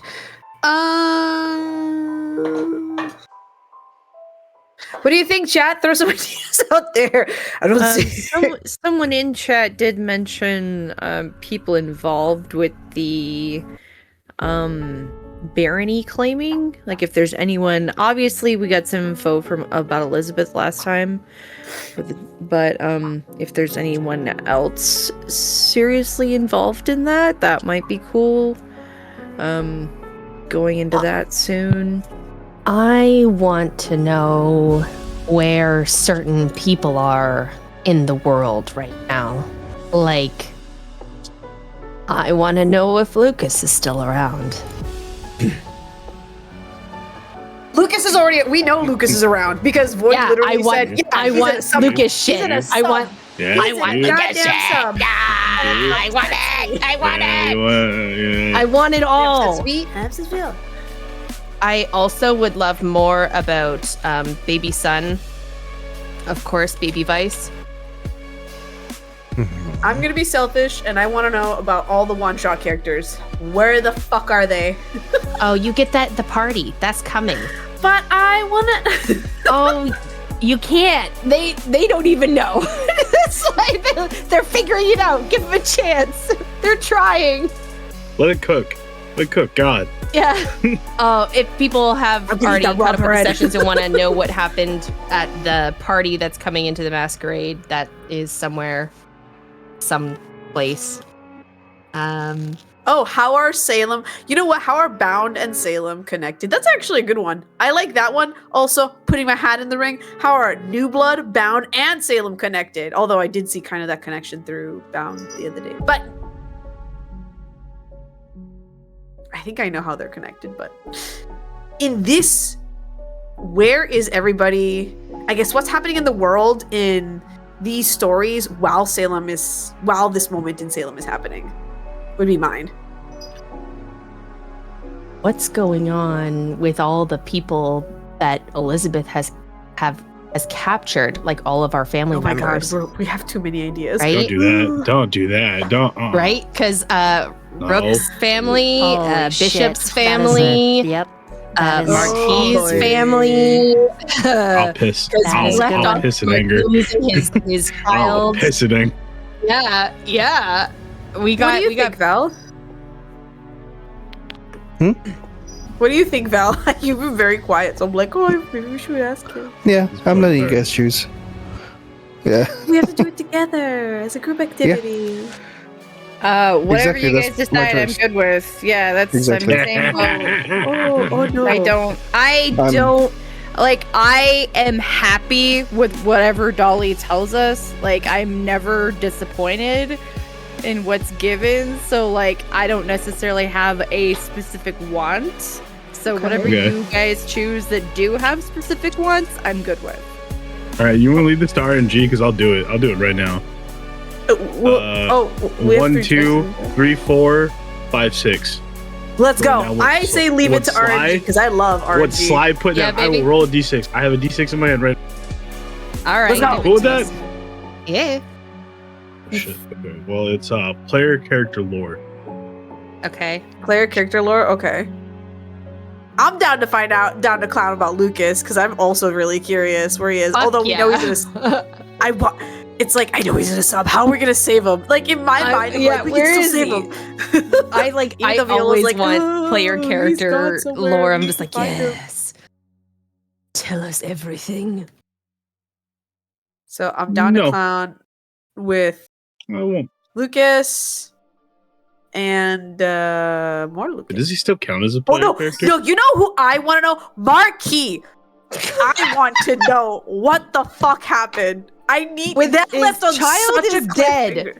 His On child such is a dead. cliffhanger. Holy I forgot shit! we left off at like I such a bawled my massive eyes out. cliffhanger for him. Yeah, we left it on was such huge. a massive cliffhanger. So I say Marquis. We haven't or even Lucas, heard in my from like opinion. all of his boys either, because they're supposed to be here Yep. helping too, right? Yep. Oi! Hey! You'll see Something them at the Viola definitely has been plaguing her mind. I think she did message him like a couple sessions ago. Like this night she did message them. Yeah, she has. But they haven't really responded. Well, that's a who good knows? question. I don't know, Dolly. I don't think any of us really know. I think you Well, should just we've pick something seen- and tell us. Oh, I thought you meant Marquis. I was like, well, with Marquis, we've seen what's going on with him right now, right? Like everything that he's experiencing is like, we saw that. We witnessed what was happening with him. So his hands are very full. Like, Okay. yeah. I love that character so much. I don't care what anyone says. So but Lucas, yeah, okay, Lucas, so Lucas. that's what we're doing. Is what's happening? Yeah. Lucas. Okay. Yeah. But does he qualify as a player character even though he's technically not dead? Quote unquote dead. Air quote dead. Don't worry Words. about it. Mm-hmm. Alright, cool, man. Unless you would I'm like curious. someone in the coterie. I mean, look at Lucas. They want Lucas, sure. It's fun. Yes. Give us Lucas. Are y'all more? That's crazy. We love Lucas. Shut up. We This is cool, man. miss him. I miss his I want to know more about his wolfish nature. Cough. Oh yeah, crazy. Yeah, Mm, crazy. Yeah, yeah, All right, have a good crazy. eep, Xirus. I mean, Val. Bye, Nene. Val. All right. Eepy. Let's find someone to raid and spread the Yeah. snuggle muffins to. All right. Then go eep. Yes, you need to eep. All right, we're gonna raid. Close your eye. We're gonna go raid Jay's wife. Yay! Jay's waifu, hello. Yeah, she raids us and has raided us, so we'll go raid her. What should our raid message be? Probably the top Eat hat. hearts. Eating hearts for family. Family for hearts, hearts for family. Eating hearts for family. Yummy yum. Okay. Delicious. I got Hearts, you. yum, yum, yum, yum. Hearts be farting or something. I don't know. Fuck. There you go. Raid message. All right. We're gonna go and we're gonna eat.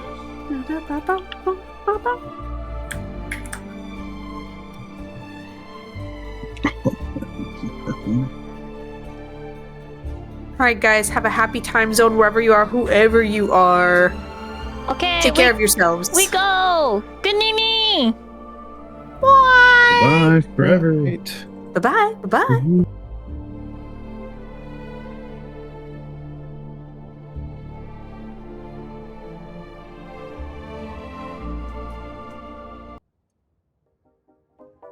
Oh my god.